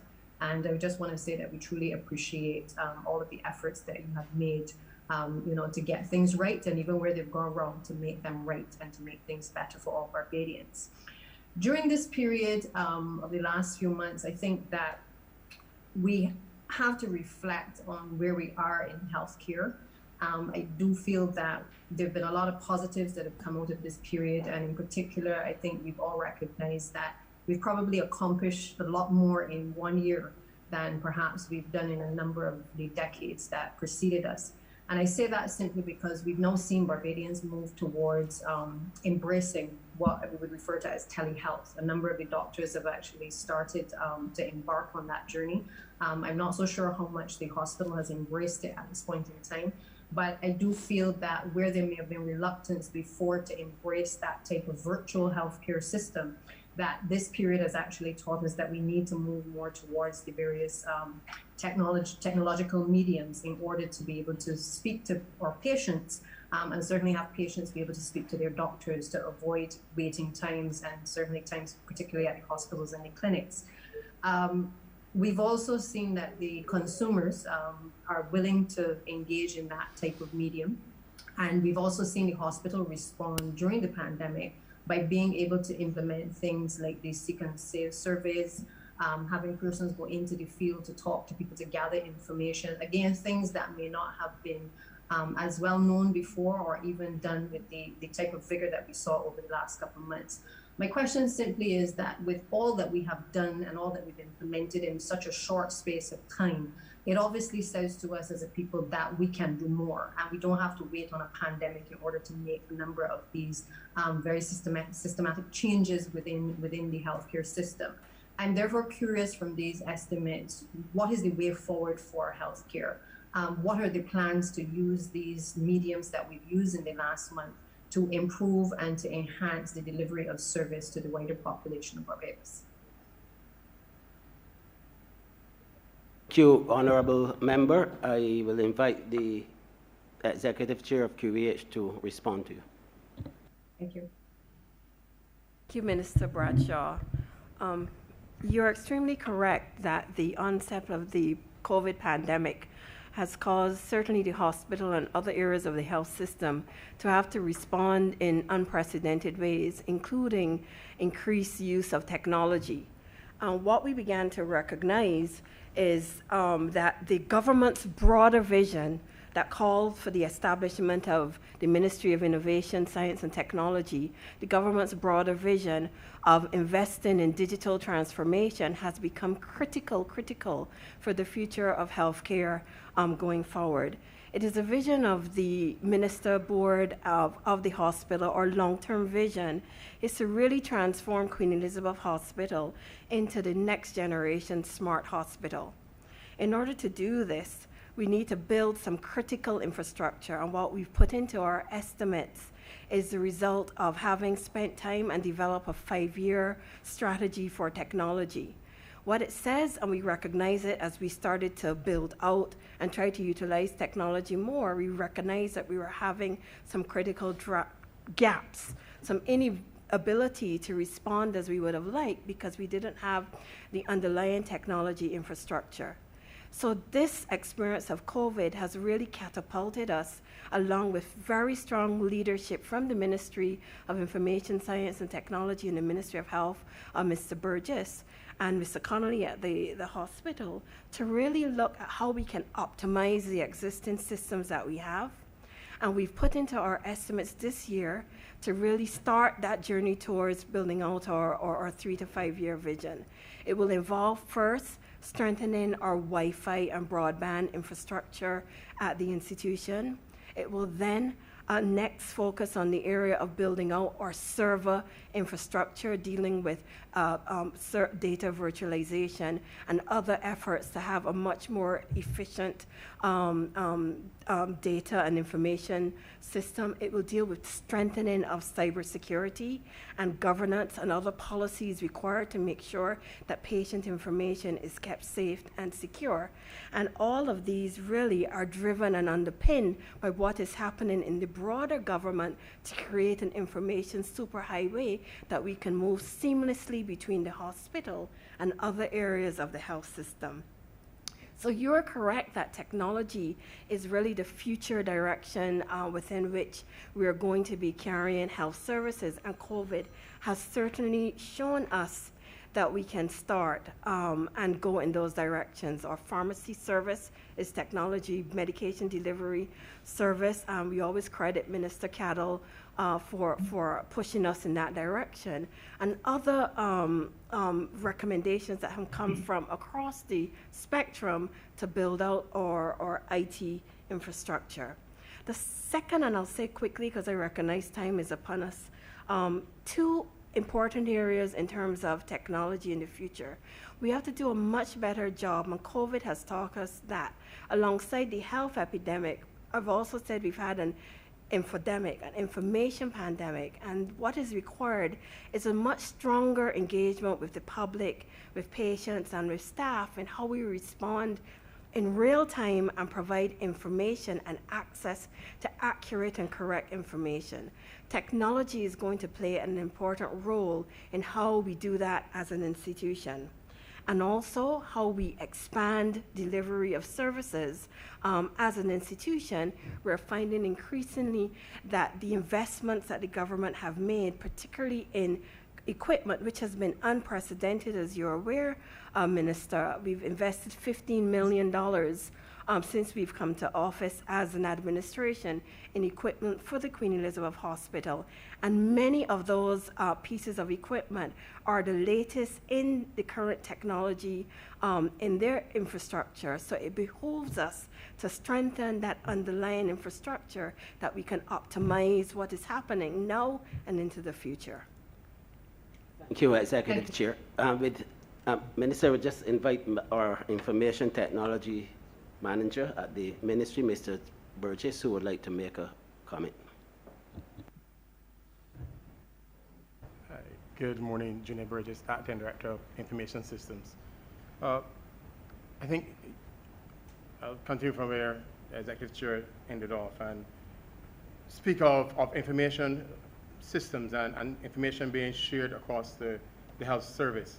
And I think that is one of the critical factors that we need to address. During this pandemic, the need to work with so many different entities has caused us to develop a system now where we can pull information from immigration, or pull information from Electoral and Monitoring Commission to help us respond to all the needs that have arisen. One of the things that we're looking to do in the next financial year is to evaluate our health information system. We have a system that we utilize that it works and serves the polyclinics well, but that link with QEH, to my mind, is missing. So we need to find a system to make sure that the entities can easily pass information. A patient may go to QEH first and access services there, and then continue continue on in the polyclinics. So we need to have a system that allows us to move from one area, one institution, to the next. And all of the information surrounding that patient that is critical for the second entity, they'll have access to it.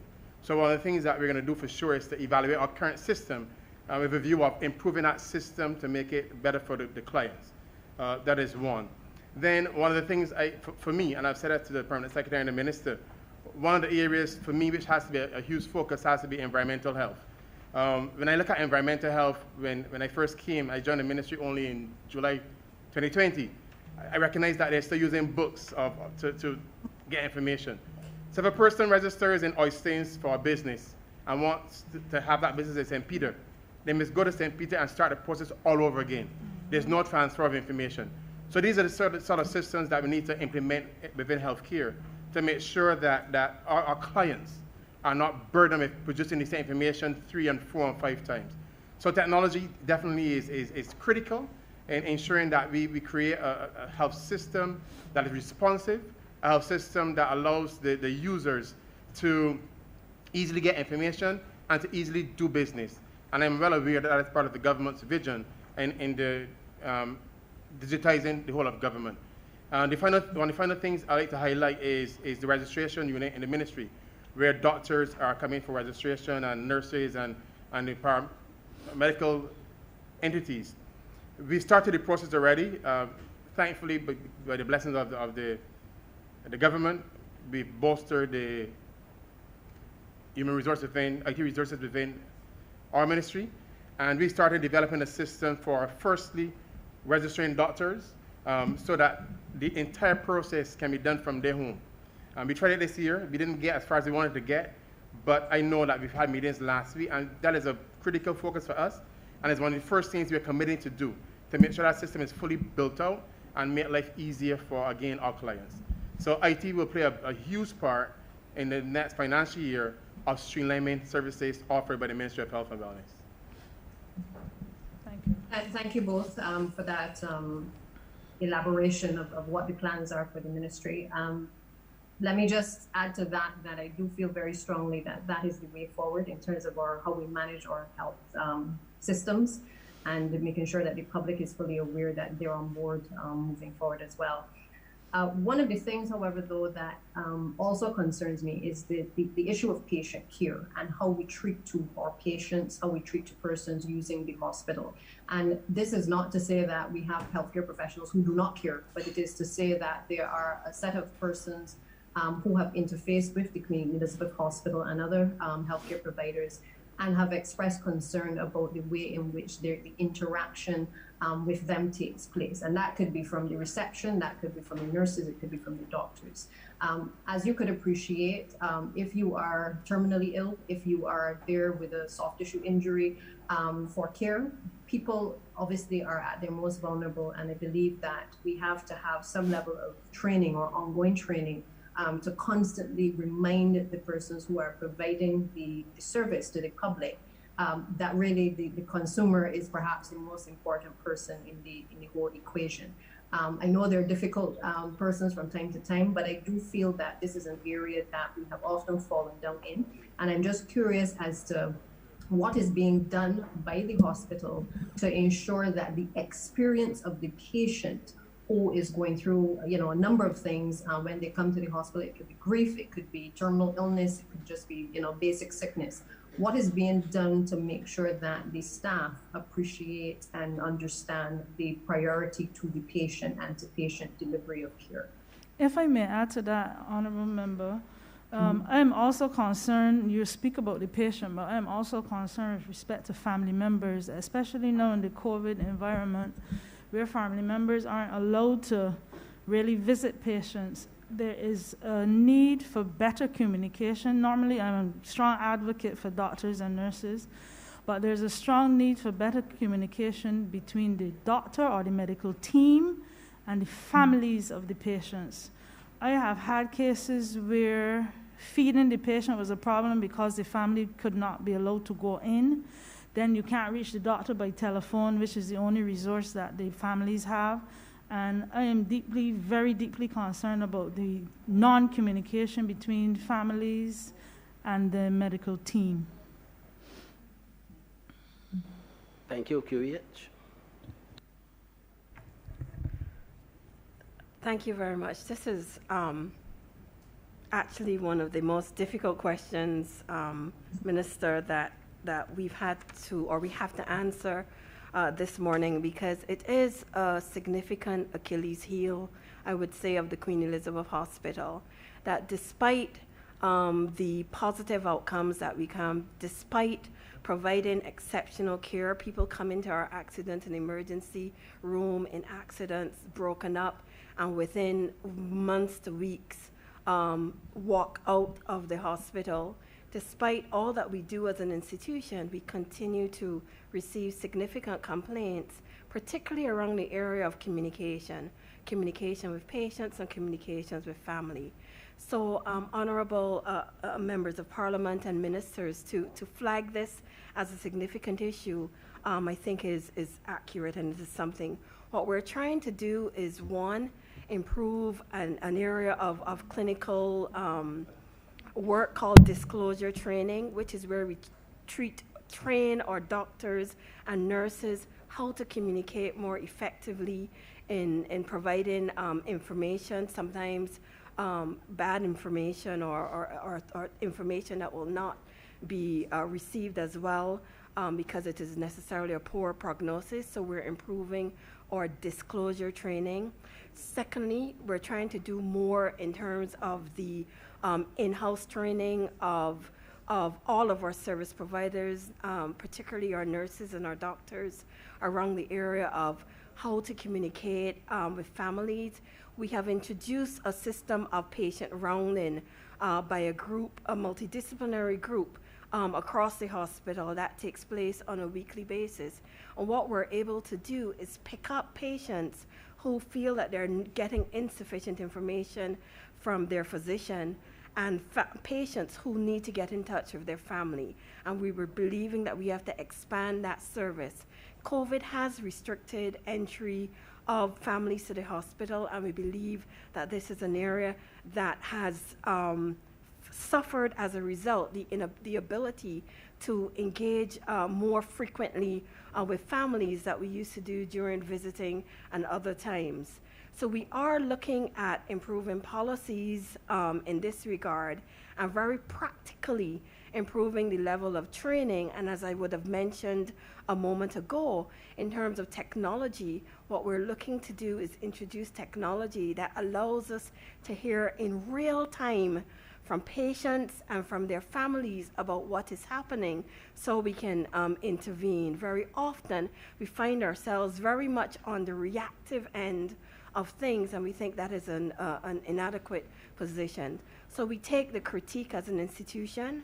We recognize that we do have some strengths, but this is an area that we certainly have to do better in.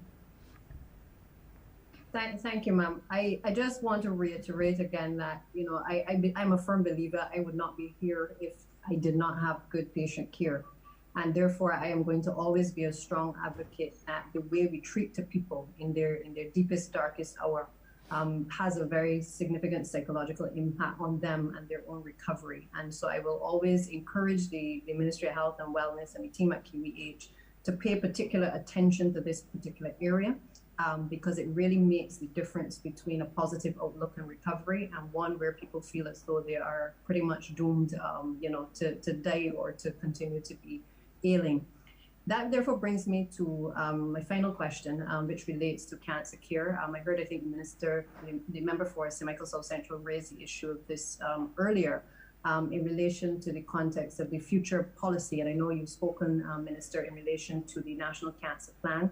I was happy when it came to cabinet. I'm happy now to hear that we're a little bit closer in this financial year to being able to roll that out and start to implement it. I want to just make the point that, yes, we have to focus on preventative measures. We have to make sure that we have the necessary equipment that is available. But public education is going to be critical as well to allow persons to appreciate that early detection is key. And we have to find ways, whether through individuals who people will listen to or basically using persons who've been through the process of cancer care and certainly treatment, to be able to get the message across to the wider population as to the importance of early detection. I am a strong supporter of genetic testing. It was one of the things that I went through early on. I'm also a believer that we need to accelerate the process of having the PET scan equipment, which also provides for that early detection, but also helps us to identify whether the cancer has spread to other parts of the body. Because I think people need to be able to plan their lives and to know basically, you know, how much time do they have left on Earth. I would wish to just hear a little bit more about those plans. What type of support are we providing, even in the interim as we start to roll out the plan? Because over the course of certainly my treatment, I heard from many people who spoke about the fact that, again, they did not have full information while they were going through treatment. You know, if they were at stage 4, they felt like pretty much they were being left to die. I think all of these things, and I think the director spoke to it just now in terms of, you know, upgrading the way in which we interact with patients. But I think specific to persons who are going through something as traumatic as cancer and they have a terminal illness, I do feel that more particular attention needs to be played in that area, but also in the area of prevention. And I'd want to hear more in terms of how close are we to genetic testing in Barbados? How close are we also to acquiring or working with the joint partnerships in relation to PET scans, which in particular, the latter is obviously a very complicated process. So is there hope on the horizon quite soon for those persons who may not be able to travel to the United States or to any of the other islands to be able to access it? How soon are we going to be in a position to have access to those two things? Thank you, Honorable Member. The genetic testing we would have spoken to earlier, that is part and parcel of the new direction that the Best dos Santos Public Health Laboratory will be going into, in partnership and in collaboration with some of our technical people in the diaspora who have offered their services. Dr. Beckles would have spoken to that. So that is definitely on the horizon, and I will invite the QEH, since we are dealing with treatment in relation to cancer, to respond to the other part of the question. Thank you. I'm just going to speak briefly and then perhaps involve my colleague, Dr. Shani Williams, as well. Cancer treatment is an area that has benefited from investment by the Lionel Clara Foundation. I would say, Minister, I think you're correct that the approach to cancer treatment needs to be re-engineered or revitalized in Barbados. And it is something that we're looking at the hospital, and we've taken some steps, as you said, with the investment of equipment. But correctly so, Minister, improving cancer treatment is more than investing in equipment and specially authorized drugs. We need to re-look at our entire approach. We are right now focusing on a very strongly biomedical model that is extremely siloed between oncology, hematology, then there's pediatric oncology. We are looking, aware that Dr. Cave, and apologies for his absence as he is unwell, is looking at how we can better reorganize the delivery of cancer services at the hospital so that it is more seamless and that we can benefit from synergies between the various teams at the hospital. We also recognize that receiving a cancer diagnosis in order to have that positive outcome that you're talking about requires supportive care. So in addition to treatment, we have to be able to provide the support and care which goes beyond our biomedical model into the domain of using complementary therapies, into the domain of providing support through counseling and peer-based support and other kinds of initiatives. So we are looking at an institution, and as an institution, at how we can better reorganize the delivery of care, that it can be very, very people-centered and patient-oriented and respond to the patient's needs in these various dimensions. And currently, as we are organized, we are not doing that, and hence some of the challenges that you have correctly identified. And this is a challenge to us as an institutional team that we readily take, and we're already taking the necessary steps within our estimates to get the kind of investments. But it really is going to take a change of mindset between clinical teams to work more effectively and synergistically, and then involve other practitioners and other kinds of therapy to provide the necessary support that patients with cancer need. Dr. Williams, have I missed anything?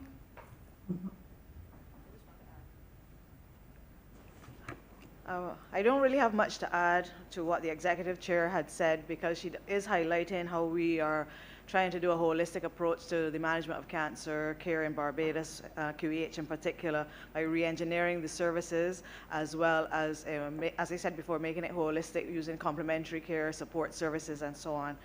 And that strategy, albeit medium to long term in our fiscal planning, we are considering the access to more sensitive pieces of equipment through the medical aid scheme for the individual person as they present to our services for care and treatment. So we do negotiate through a network service provider to access in other jurisdictions the availability to use the linear accelerator or indeed the PET scan to do additional diagnostics and scope of works to streamline the patient's care and treatment.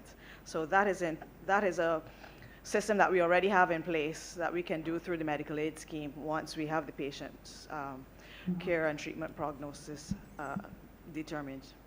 Thank you. If I may beg the, sorry, somebody was speaking? If I may beg the indulgence of the member for St. James South, just to add or to query, you spoke about the holistic approach to cancer care, but I am getting WhatsApps and emails and so on now with respect, and I know the permanent secretary spoke about decreased funding for the NGOs, but there's an entity which you know of, the Cancer Support Services, and I'm hearing that their funding has been halved over the last couple of years. And now they're at a state where they're open only 3 days a week. They service people that have been discharged from the hospital. They offer oxygen, they rent beds, they offer counseling. And I think this is an area of concern because of the COVID situation. They're no longer able to have, at least for now, fundraising efforts. Normal donors, because of the said COVID, cannot contribute what they normally do. At the same time, we speak about equipment, but what about that support, especially in the COVID situation where they deal with depression of cancer, not being able to see family members and so on. In my opinion, I think something needs to be done with respect to the funding. Honorable Minister or Ms. Sutherland may answer me on that. Thank you, Madam Chair. I do agree with you, and I can say here that I have had discussions several months ago, I believe, with the President of the Cancer Support Services in this regard. Regrettably, just as dynamic as COVID has been for us, so too has been the provision of healthcare services, and we've been doing a lot of dancing depending on what comes up at a particular point in time. And we try to manage because we know that the country cannot afford to give us everything in terms of finance at this point in time.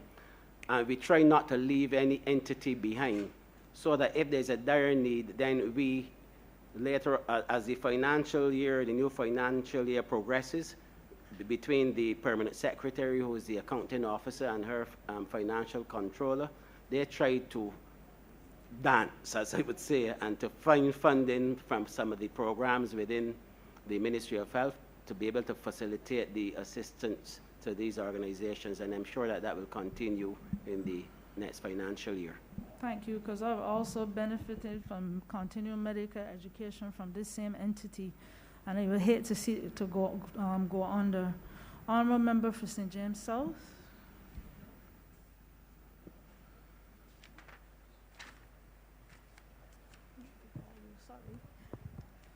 Thank you very much, Madam Chair. I want to also congratulate the Ministry of Health. I think that during this crisis you have demonstrated to this country the quality of excellence within your team and your capacity to have responded to a crisis that could very well have swept the entire country under and make us untenable. St. James South in particular, our seniors are very grateful for the work that you've been doing, and especially in making sure that they get covered with vaccines. The one question that I want to pose is, in St. James Parish, we have close to 23,000 residents, and you're talking about a parish that has people from all walks of life. There is a tendency to feel that people in St. James have the necessary wherewithal to take care of all of their health needs. But what we have experienced within the parish is that we have some older districts where people have retired, their income has been limited for a very long time, and the increases in the cost of living, etc., COVID, the unemployment among their children, etc., has placed tremendous pressure on some of our older citizens who are living sometimes on their own. And a number of them have had to shift from purely going to private doctors and going to pharmacies to buy medication to shift to the more public system in order to be able to get medication, because as those costs escalate, it makes it very difficult for them. And in St. James, we really do not have a polyclinic. The polyclinic in which our residents have to go is to Black Rock. And Black Rock, as you know, would be heavily utilized by the St. Michael populations. So this has become increasingly difficult for them in their straitened circumstances to access care in the way that they need it. Now, I was very, very pleased to hear that you are planning to continue or expand the program where you're going to have persons in the community going out to be able to give care so that we reduce the demand for geriatric hospital residency. What plans do you have for expanding other types of nursing or medical services that would help ease the difficulty of the seniors within the St. James catchment area to receive services rather than having to be caught up in a over-pressured Black Rock polyclinic trying to get services and to get medication? Thank you, Honorable Member, for your question and your concerns. Let me say that, well, first of all, St. Michael is where the majority, that's the most, the population lives within the St. Michael area. But there are 3 polyclinics, Edgar Cochrane, Winston Scott, and there's the Branford Tate Polyclinic that provide for St. Michael to a large extent, and also Eunice Gibson. Now, we know that we don't have a polyclinic in every parish, and I don't think that this is doable anyway. But for the persons of St. James, the polyclinic, whichever polyclinic is assigned, that is the one that they will have to work with. I don't see anything else happening in the near future in that regard.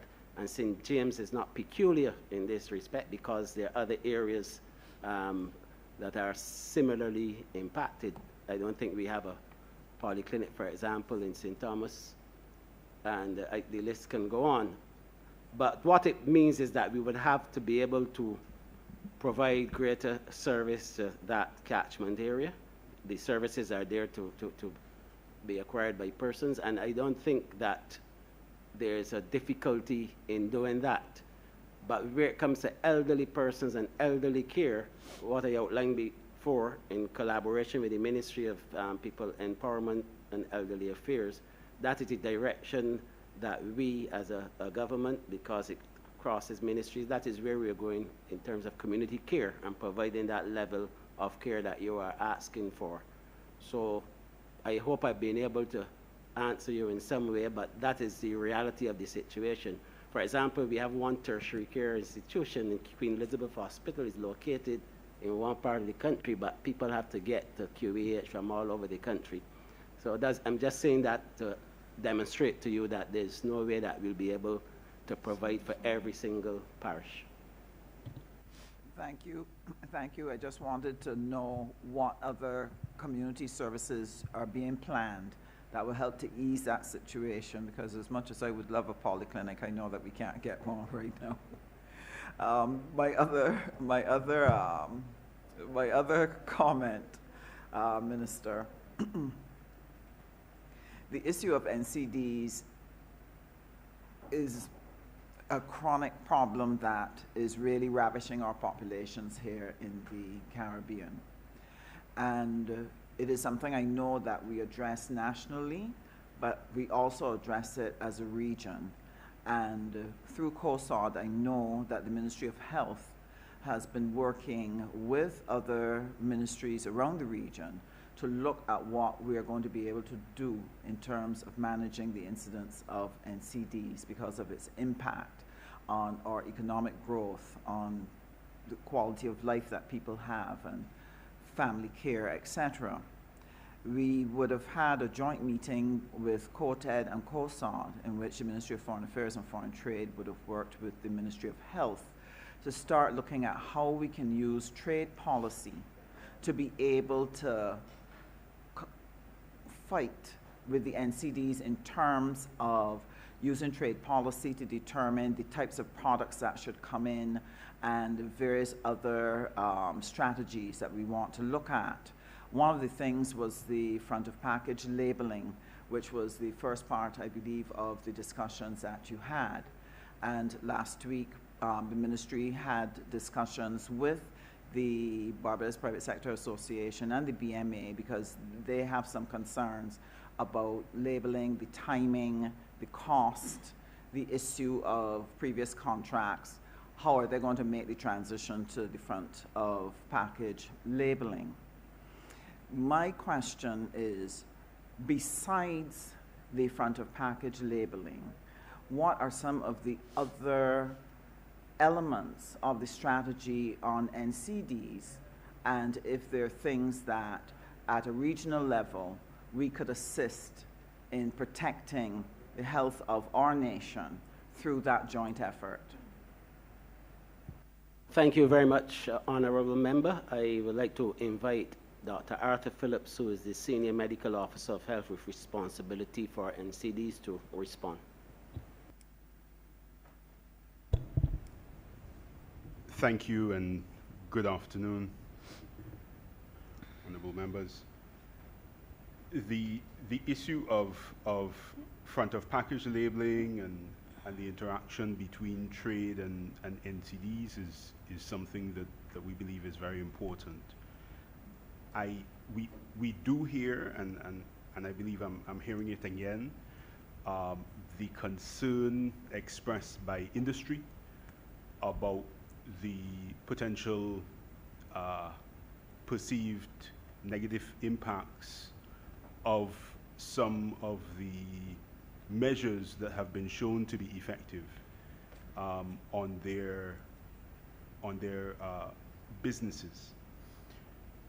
We believe, and we've actually taken steps to ensure that we are well advised, that the front of package labeling as proposed by Ministry of Health, by CARFA, by regional academics, and by extension by CrossQ, can be implemented in a way that will be beneficial to the publics across the region without having significant negative impacts on our local or regional businesses. We believe that it should be done in a phased manner, and that it needs to be guided by the evidence of what is effective, what actually informs the consumer and helps them to make good decisions, useful decisions for them in terms of their health. So we continue to engage in the process through BNSI with the National Mirror Committee and CrossQ to give our input and to work with our industry partners in discussing front of package labeling. But we have a firm position that front of package labeling as currently proposed by Ministry of Health is guided by the evidence, and we would wish that our industry colleagues would partner with us and would work to advance this. In terms of the other things that are occurring, I just also want to mention, in terms of the issue of trade, it was one of the issues that the industry did raise. They expressed concerns about negative trade impacts as well as... Sorry, Dr. Phillips, if you don't mind, could you pull your microphone a little closer? Sure. We're straining to hear you. My apologies.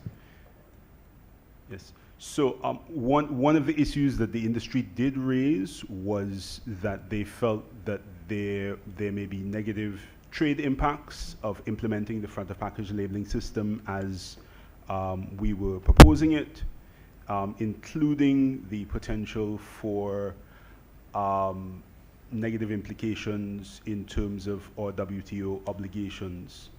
We sought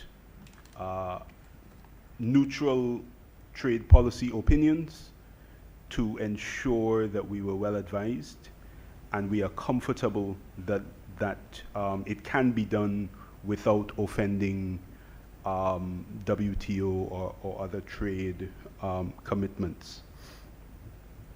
On the issue of considering the restriction of items based on them not being healthy or them being unhealthy, that's a conversation we're certainly willing to continue to have with our partners in foreign trade.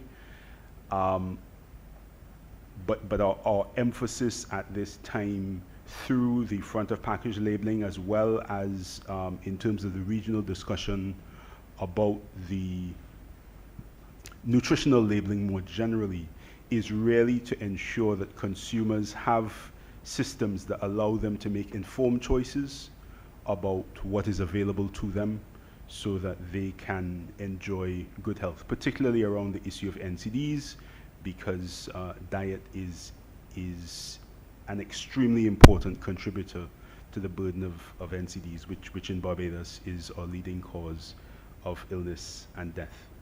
So yes, we're willing to continue to engage and to discuss on the trade interactions with health. We think we have made good efforts in doing this, and we will continue to advance. We are concerned about the apparent lack of support for front of package labeling that we're seeing from industry. Thank you. Just to rest assured that we were able to reassure the private sector that from the perspective of foreign trade, we will be examining the very best way to make the transition so as to minimize the impact on business, so as to ensure we are WTO compliant, but most assuredly that we will be moving forward without any unnecessary delay to take the necessary steps in order to protect our population from the impact of sugar and salt and fats in their diets, and to ensure that we are able to provide a very healthy diet for the people of Barbados and for the people of the region. And we're looking forward to meeting again with you as soon as you all can arrange it, that we can press forward on this important matter of fighting against the NCDs.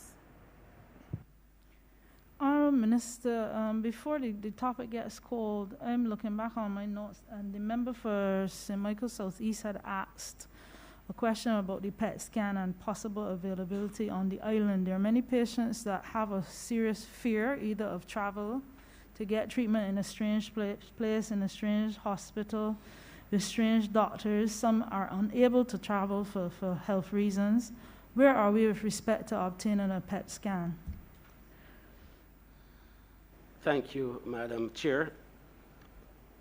I cannot answer your question directly at this time, but what I want to say is that we have recognized in a serious way that the purchasing of services for us is perhaps one of the avenues of approach that we should pursue in this matter in relation to cancer and other things, some of these programs that I spoke to you about, cardiac care, etc.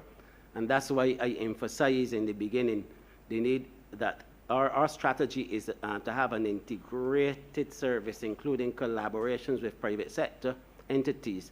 And I say that because we were considering at one stage in the Ministry of Health and Wellness through QEH that we could look at purchasing a linear accelerator. But when the research was done by the Queen Elizabeth Hospital and recognizing that there were at least 2 private entities on island that were seeking to do the same thing, it became apparent to us that it was better for us to be able to purchase those services rather than try to acquire the linear accelerator. And similarly, this is going to occur in relation to other aspects, maybe including the same PET scan that you are speaking about.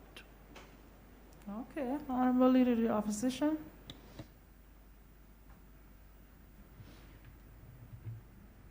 Thank you, Madam Chair. Just a couple of quick questions, perhaps. You're moving to a level, if these estimates are approved, of a transfer of $120 million, I think, to the QEH. And I just wanted to query from a Ministry of Health perspective, from the QEH perspective, just want to query on the performance of the health contribution. I noticed next year we're projecting 177 million. Just wanted to query there for the performance of the health contribution that was imposed by the government from a QEH perspective. The other thing is the literature suggests that between 20 to 40% of resources are lost through wastage and matters of bad procurement practices. I think I raised this last year. I want to raise it again because I'm interested in finding out what the Ministry of Health, particularly so the QEH, is doing about creating efficiencies through reduction of wastage and dealing with matters of procurement policy. And I don't want to be told that there are new financial rules and all of this. I want to know what practically is being done to deal with the matter of procurement and the reduction of massive wastage, and also what is the performance of the health contribution in light of the increase to 120 million transfer for this year being asked for, 177 million projected on next year. Thank you, Honourable Member. I will invite the Executive Chair and the Executive Director of Financial Services, QEH, to be able to respond to you. But I can say that from the Ministry's perspective that we are very happy that there have been some efficiency gains at the QEH, and they have implemented a number of systems that are working very well. And we at Central Ministry, we are looking to have discussions with the QEH to even see what we can borrow in terms of our institutions, public health care institutions. QEH.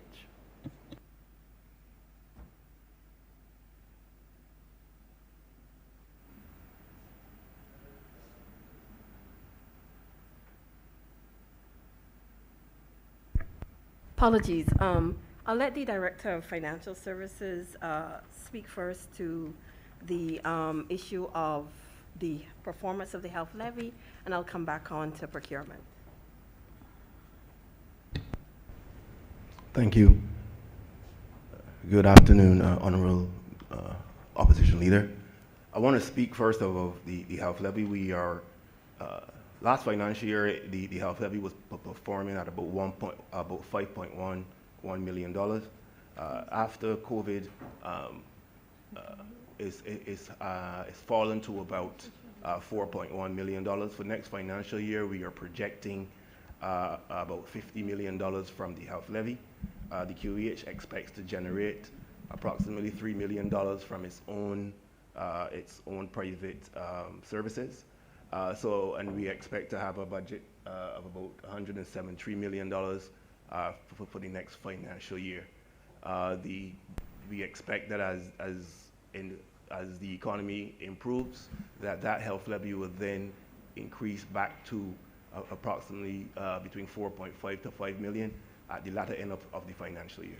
Sir, could you please, it's a little late, but introduce yourself for our Sorry, purposes? my problem. apologies, Adrian Hurley, Director of Financial Services, QEH. Thank you.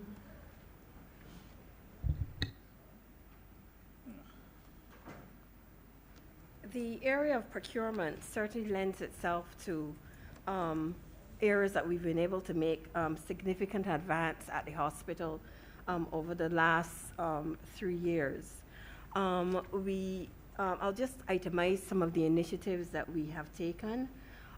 We found an inventory system that was in need of automation, and we have created an automated inventory management system within the procurement department.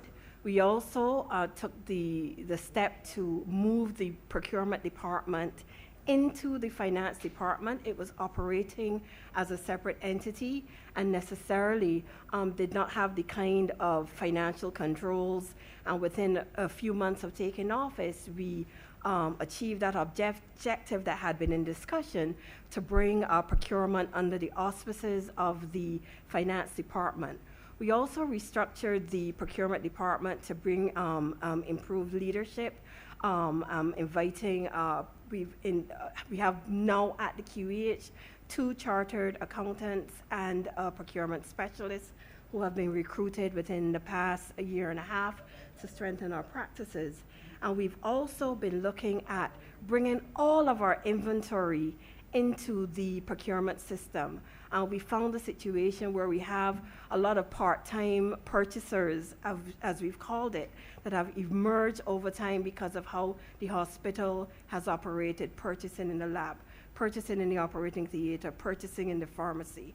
And what we've done is bring all of those systems into one and essentially created an expanded inventory list.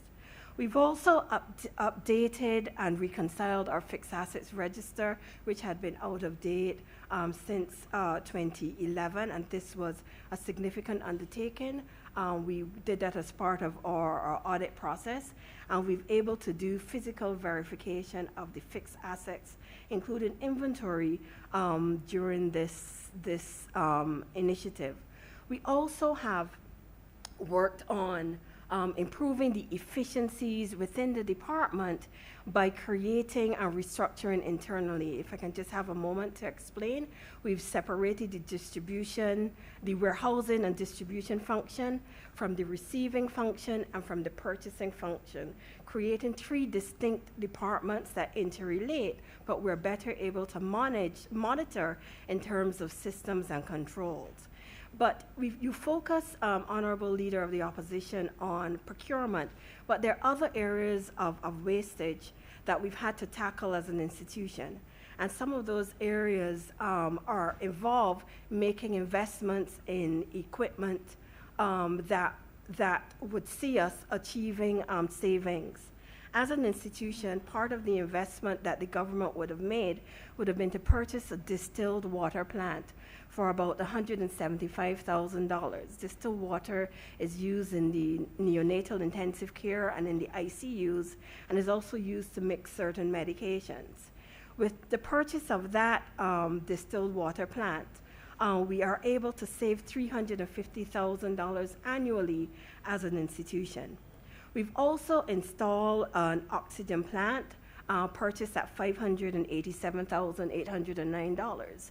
And as a result, we're able to save in the purchase of oxygen and the use of those very used green cylinders that people are comfortable with, $1 million annually in the purchase of oxygen. We've also seen the drive towards clean energy and renewable energy, and we're working with the Ministry of Energy on a solar PVC project that will see a reduction in our bill at the institution by $360,000 annually, and we're going a step further in partnership under the leadership of the Ministry of Finance at looking at how we can use solar energy more effectively to save costs and reduce that at the institution. We also, as part of our equipment purchases, have purchased a low steam sterilizer for our central sterilization department. And as you're aware, we would have upgraded the central sterilization to the tune of $1.4 million. This one piece of equipment, Honorable Leader, will reduce our bill by 55% for the outsourcing of low steam items such as medical equipment that need low steam sterilization. So I want to flag that we have made significant progress in how we've been approaching wastage as an institution, both in terms of capital investments to be able to save costs, and also in terms of reorganization of our procurement systems so that we can have better financial control and improve management of that area of the hospital.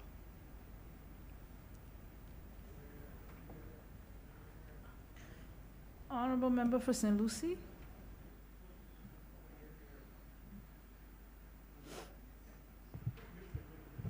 Thank you, Madam Chair. And if I had to be the 100th person to congratulate the Minister and his team for an excellent job they have done across Barbados, not just in terms of the COVID, that is of particular note, but generally in terms of our healthcare system, we are really making some progress. My intervention is to just ask a couple of questions and a couple of updates and seek an update really. I'm sure that my neighbor from the north, who is also to my right, would be interested in this particular question as well. We have had the introduction of 24-hour services at the Gall Hill Polyclinic, and there is another one, Sir Winston Scott Polyclinic. We have had extension to some extent of the time at the Morris Bayer Polyclinic, which services the north. I would want to find out if there are any plans to make the Morris Bayer Polyclinic, which services our area, a 24-hour polyclinic, and thus obviously increasing services and so on, and if so, how soon? I'm also concerned, my second question is to have an update on what is happening with respect to the A&E project at the hospital. We know we would have done a lot of expansion there, so I would be interested to know where we are with that. And also, you have experienced over the years nursing shortages of beds. There have been long wait which persons have had to have with respect to surgeries and etc. I want to know what are and where are we with these particular issues. Okay, I know the question on the A&E was already answered, so brevity on that, and you may continue, Honorable Minister. Thank you for your guidance, Madam Chair, as usual. The 24-hour plan, at this point in time, we only considered 2 polyclinics because obviously this is driven by available resources and funding. A 24-hour service requires additional personnel and additional supplies and everything, and so we are working within the parameters of what has been provided, but perhaps in the future, and they can't say when, this may be a possibility, but at this point in time, it's the 2 polyclinics only that I have mentioned. And I'll now turn over to the QEH in relation to the other questions. Dr. Williams will speak on the work that we've been doing to improve the delivery of surgeries on behalf of the Office of the DMS.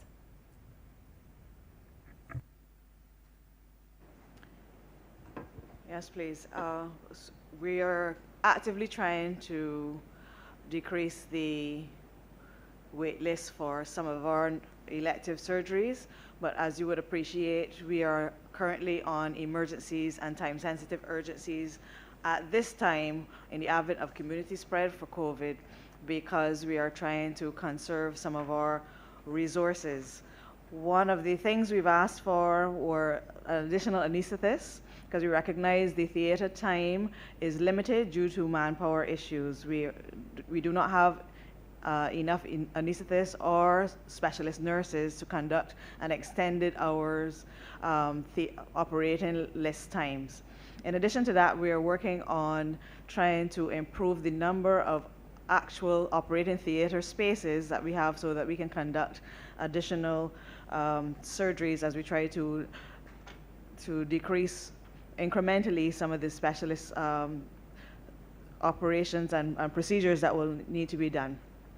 The long waits are mainly for, as was mentioned before, the screening for colonoscopies, cataract surgeries, as well as the hernias and other non-urgent procedures. And we are trying aggressively to work on a campaign as early as this financial year to decrease some of these wait lists. Can I also add additionally, Minister, with your craving your indulgence?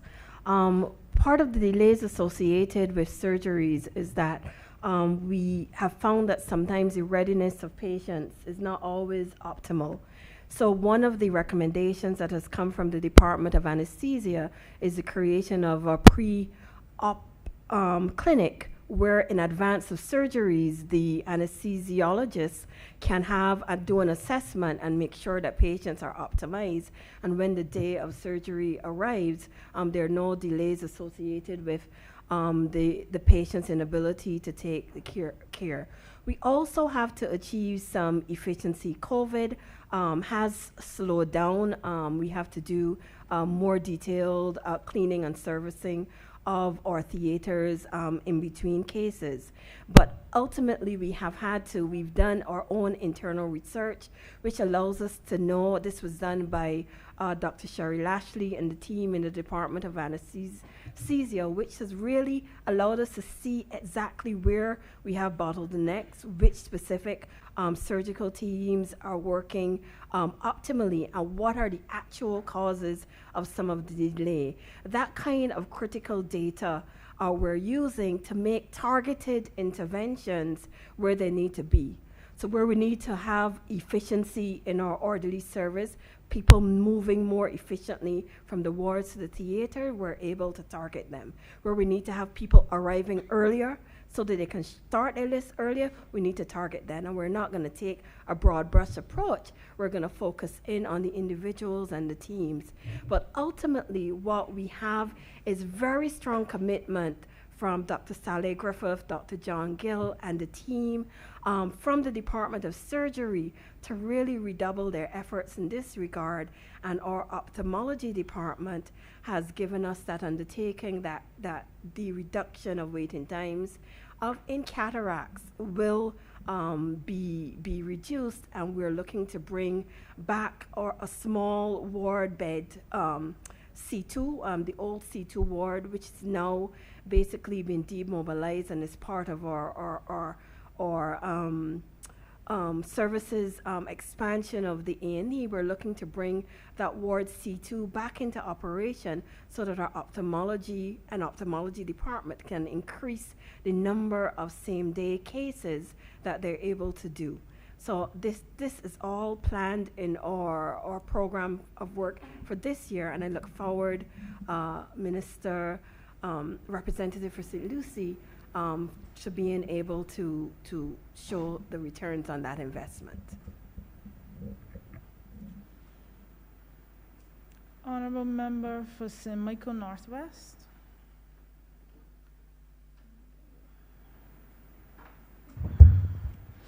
Thank you, Madam Chair. Blessed good afternoon to all. I crave your indulgence, ma'am, as well to extend congratulations to the goodly minister for an excellent performance so far as Minister of Health and Wellness. To you and your team. I just have one question, ma'am, and it has to do with a few of my constituents who have complained to me on numerous occasions in relation to when it comes to filling prescriptions at the polyclinic, and sometimes when they have to go for repeats and a particular drug is out of stock. Let's say that another polyclinic may have that particular drug in stock, but they are not allowed to go to the other polyclinic. So I was just wondering if a situation like that, if measures or a system could be put in place to help rectify something like that. I am not on the team, but I am aware that the patient can go to another polyclinic once they have the prescription, not so much the repeats. So it'll be a matter of rewriting the prescription, but I hand over to the minister. Okay.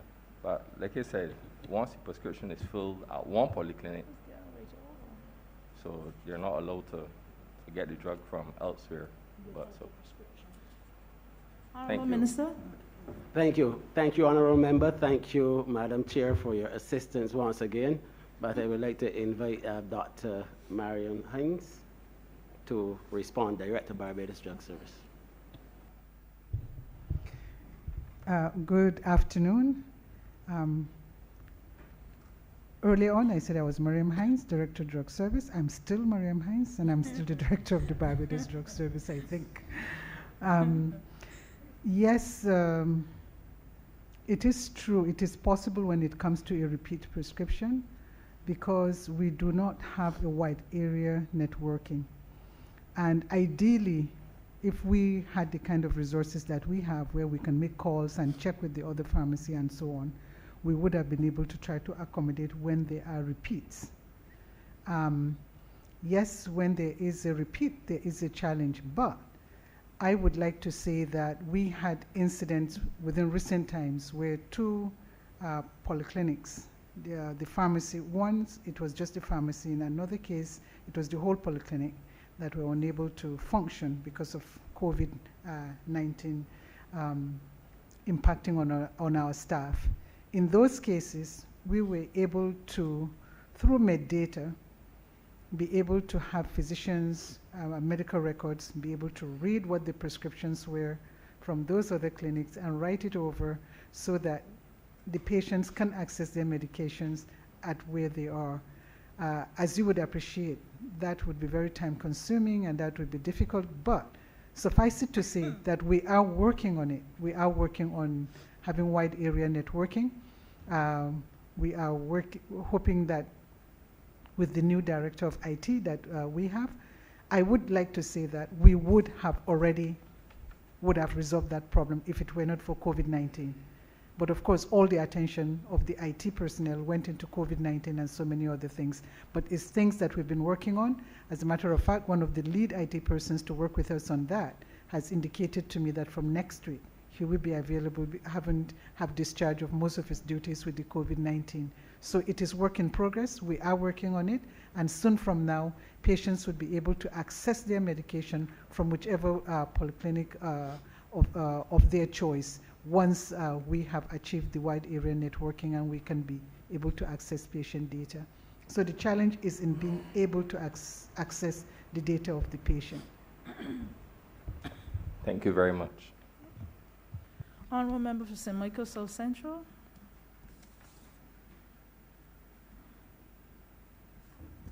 Thanks, Madam Chair, for acknowledging me a second time. I will try to be quick. Now, the matter of, well, disease control, I know that when it comes to vector control, vector-borne diseases, that there are plans to be able to do more research and documentation in terms of our response to dengue and so on as part of your expanded lab work. But my first question is about overall infectious disease capacity. The entire country watched the country's response to COVID-19. Dr. Ford led the charge, and along with the team at Harrison's Point, Dr. Ford, Mrs. Rowe, I have to acknowledge on the operations management side. But the truth is that this was all very difficult. It was unprecedented. It was not just HP. It wasn't just isolation and quarantine facilities that we originally stood up, but then others that had to be stood up, hotels that also had to be stood up. Barbados' response was quite unique. Here's my question. One, is this pandemic response being documented officially so that we see that what the blueprint has been, so that, you know, whether it might be on a smaller scale in the future or in another jurisdiction that might want to learn, is this being documented? I think that's important. But then also, how are we building out infectious disease capacity? We said, a lot of what we said was about the fact that Dr. Ford perhaps was unique in having been trained. I think there are one or two other medical professionals that have also been trained in this area. But I'm hoping that we're not thinking, well, since this is a 1 in 100 event, we don't have to make sure that we build out the capacity and learn from this. So that's the question I have. The second very quick one comes back to the A&E expansion, which I'm happy to hear will be operational from next month. But I want to ask, how do we expect improvements? What improvements do we expect in terms of wait times and quality of care at A&E? Are we measuring that? Do we have targets on that? to say we want to reduce the wait time from X to Y, so that we can actually see how this expansion is affecting people in real terms. So, honorable member, there's no doubt at all that we need to expand our infection control capacity, and not only for COVID, but generally speaking, because we are responsible for several healthcare institutions, hospitals, at all levels, and this is a necessity for us going forward outside of COVID. Documenting COVID, this is something that we've discussed at the Health EOC, and I recall that we would have tasked one of our officers to lead this effort, and it had to do, to a large extent, with the fact that we have to leave something for those who follow us, so that there's a blueprint, so that they don't have to start from scratch in the same way that as Minister of Health and this team, we didn't have to start from scratch because we had something that was there from the SARS outbreak and even Ebola that we were able to utilize, and that gave us a good head start. And so we need to be able to do that now. And because of the extended nature of this pandemic, this is something that we take very seriously, and we have to be able to leave that behind and to give a small island state perspective as to how we've been able to handle this, and not only from the health perspective, but the all of society, all of government approach that was taken. I will invite the QAH, but before I do so, to respond in relation to the accident and emergency.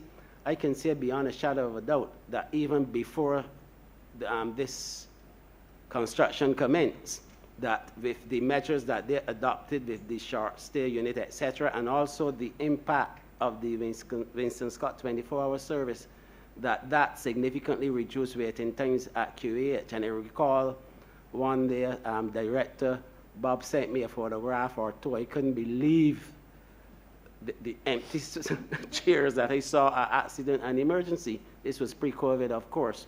So yes, I believe that there's been a reduction, and I know that the QAH will be able to give further explanation.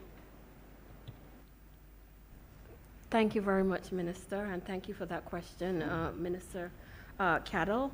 I will only add in terms of that was documenting or sharing what we've been able to experience. I've had the opportunity to pique the interest of the Clinton Foundation and had discussions with Chelsea Clinton and the Clinton Foundation, where we were able to share the Barbados national experience and what we were able to do here in Barbados and showcase that across the globe. That has been followed on by Dr. Angela Jennings and others, showcasing and drilling down on what we were doing in areas of pediatric services. So it is important to showcase and document in the various forum what we've been able to achieve here in Barbados with our COVID response, and we have been seeking to do that, but I would agree that it needs to be more systematic.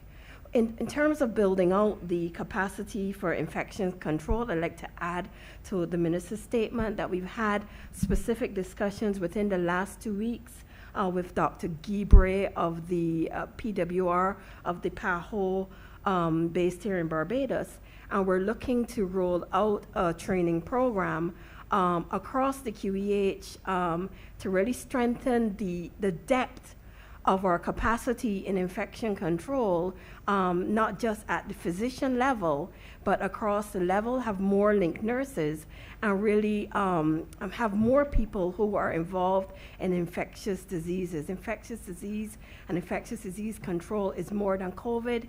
It goes back to MRSA, it goes down to anti-microbial stewardship and other initiatives that really showcase what is required for maintaining patient safety at the hospital. And so we're going to be working with PAHO on strengthening that at the institution. And we're hoping in the 21 financial year to identify another physician level fellowship that we can have someone in addition to Dr. Corey Ford, who can be also a specialist in infectious diseases for the institution. or Dr. Shani Williams is also an AED consultant and very well versed in how the new facility will improve services, and I'm going to let her speak with more specificity in that regard.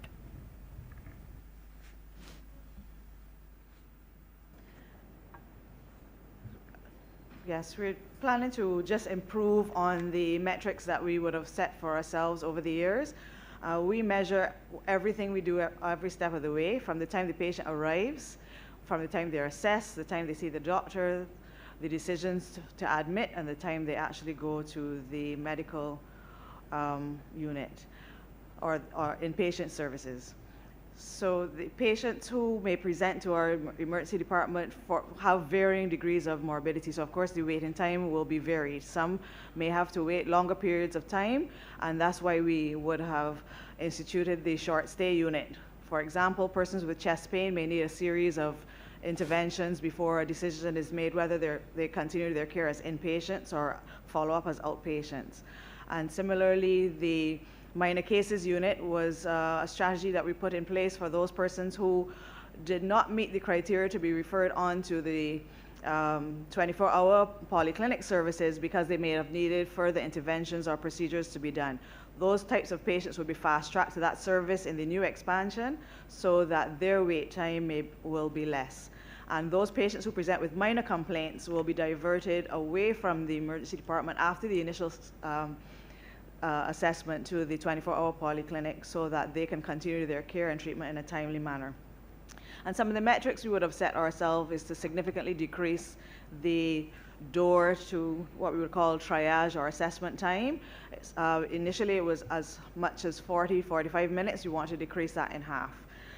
The door to doctor time, we would have seen, again, the initial triage assessment will front load some of the interventions. So on assessment, you may go straight to CAT scan, get your pain medication, get other interventions. So that is or when we had asthma bay fully functioning, they would go to the asthma bay section to receive their treatment. That is our care and treatment intervention that we should also celebrate as successes to the initial contribution to your ongoing care and treatment, but not well recognized. So the door-to-doctor time, we also want to significantly improve on that, and it will obviously depend on the severity of illness. Our persons who are in extremis are seen immediately, and so on. We have metrics for the other categories that we would have determined on assessment.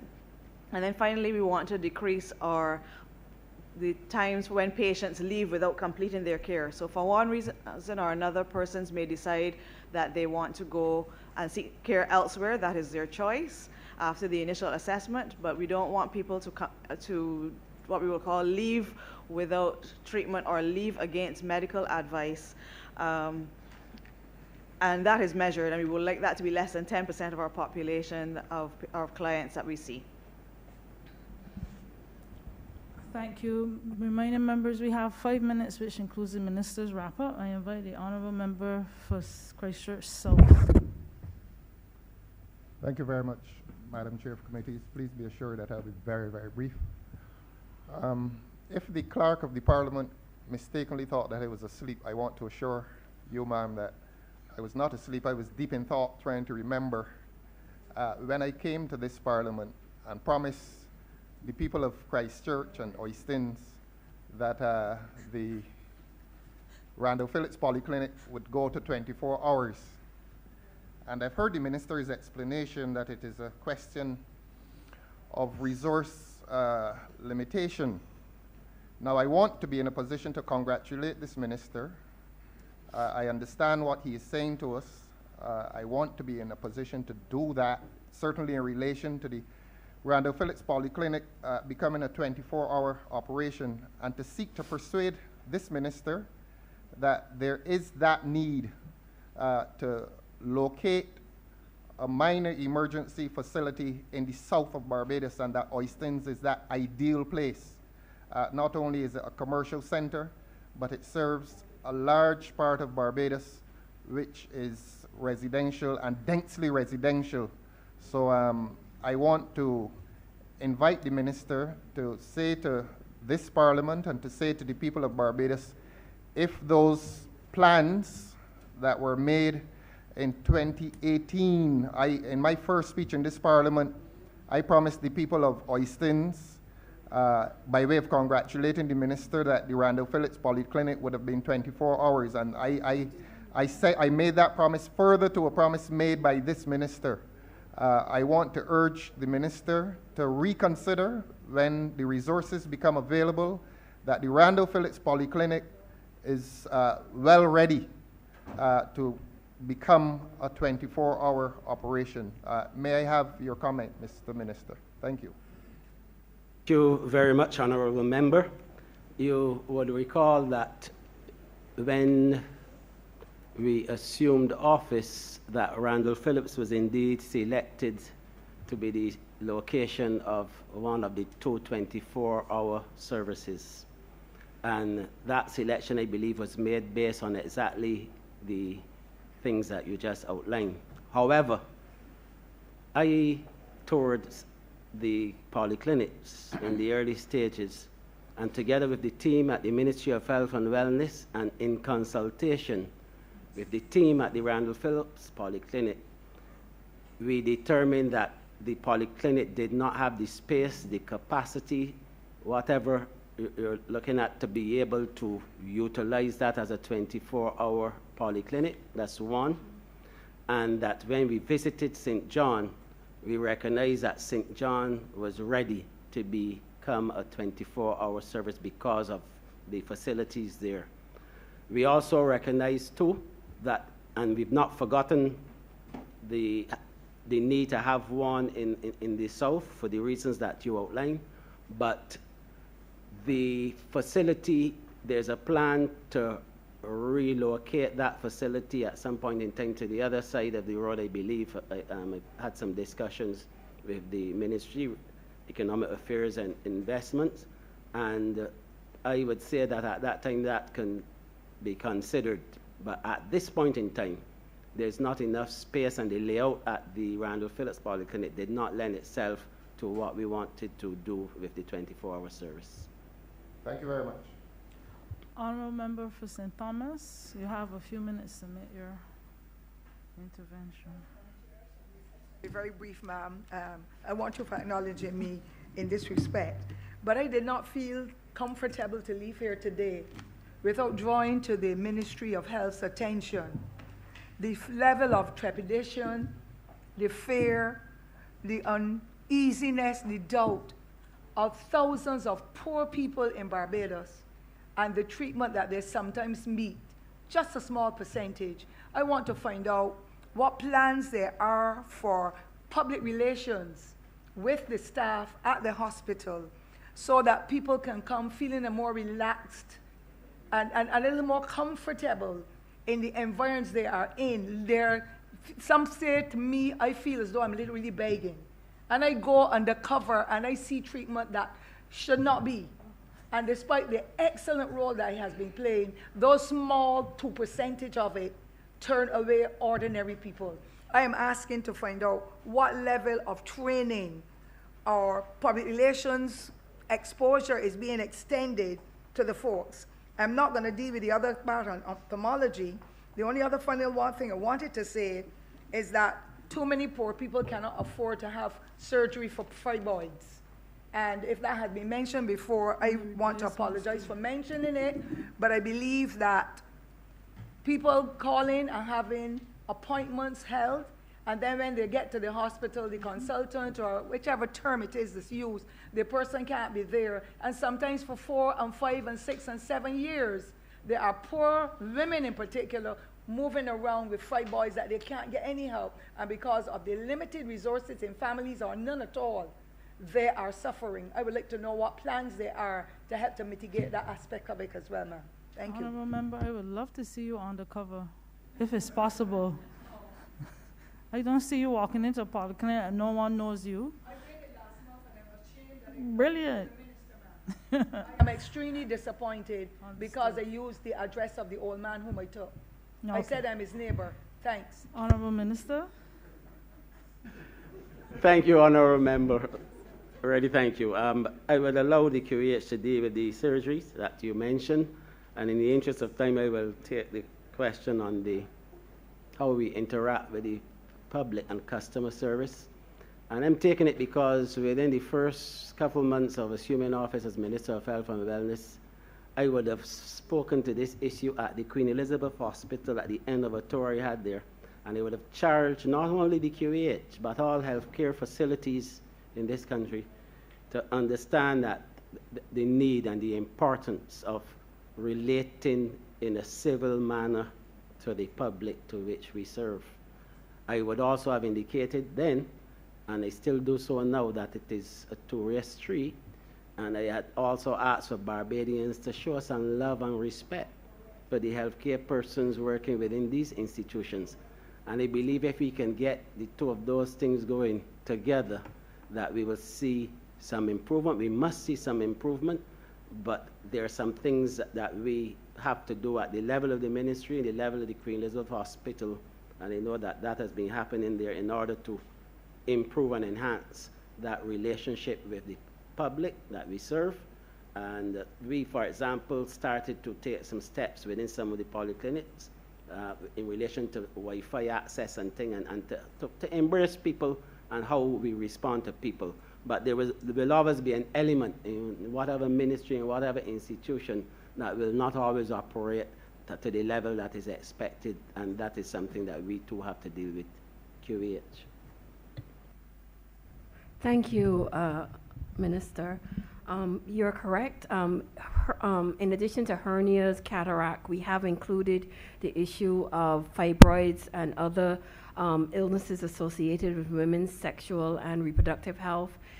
So that has been included because there has been some delays in accessing care for those services. I think it is a matter of how some of these services are categorized. That very often fibroids and those kinds of services are not categorized as absolute emergencies by the medical professionals, but for women, for us women who are impacted by them, we know the level of discomfort and disability that is caused as a result of not being able to have treatment in this regard. So certainly I am an advocate for this, and this has been included. I just want to add, in addition to the minister's comments, that we have for the first time established a patient empowerment committee, and we're going to have the chair of that committee established as a full-time and support someone to be full-time involved in engaging and advocating for patients. We also are going to be having an application that patients can, in their beds, in real time, and families get access directly to the office of the DMS clinical risk departments and give direct feedback and raise queries and questions directly to administrators, so we can be aware of what is happening and improve the level of clinical accountability. I've mentioned earlier about training, and lastly, we have included in our estimates doing additional public relations support, because as the minister said, it works both ways. Us doing better in terms of our patients, but certainly if you speak to the team in the accident and emergency and outpatients, there is also an element of significant abuse that's faced by the staff as well, and we have a zero tolerance for that. So we're working in these areas. Thank you. Executive Chair, does that include joint replacement? Because I've known patients waiting on the list for years. Joint replacements is an extremely costly exercise. We have not taken it is something that we have to address. We do not now have it as part of our estimates because of the costs that are involved, but it is certainly something that we recognize we have to look at. Knee replacement and hip replacement. We have those areas that we need to work on. We're only able to do a few because of the cost of the kits that are involved, and we do have some that we've had to outsource to the medical aid scheme. Okay. Honourable Minister, we invite your wrap up. Thank you very much, Madam Chair. This will be very short. I simply would like on behalf of this entire team and my own behalf to thank you first of all for helping us to navigate this process for the last 3.5 hours or so, and to thank all honorable members for their questions, their comments, and their contributions. There's some things that we definitely will take away from here that will help us to improve on our delivery for the next financial year. And finally, one of the legacies of COVID for me, and I am challenging this ministry, is that we must set the example for the remainder of this country as to how we must continue to deliver and improve the services that we are providing, even in the midst of COVID, because we need to demonstrate that it is absolutely important as individuals and collectively as institutions, ministries, companies, whatever, that we must learn to work with COVID, to work around COVID where necessary, but we must continue to deliver. And with those few words, I would like to beg that Head 86, in the name of the Ministry of Health and Wellness, and in the sum of $252 million, do now pass. Not pass, I'll pose a question. Thank you. Head 86, in the amount of $252,191,015 stand par as amended. All honorable members in favor, please say aye. All those against, please say nay. Methinks the ayes have it.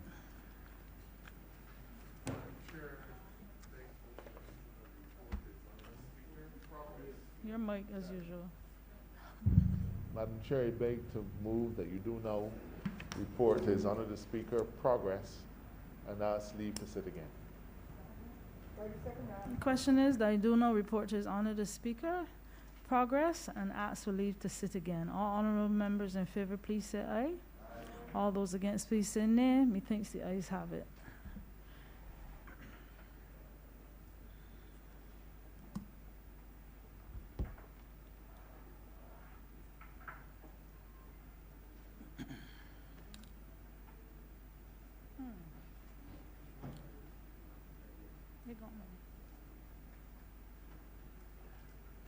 Neil will sit. Neil may have to sit.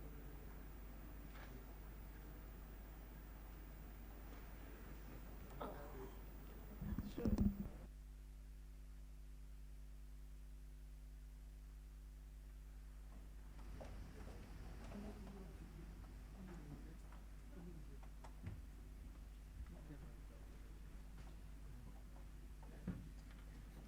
Chairman of committees has reported progress and requested leave to sit again. Honorable Leader of Government Business.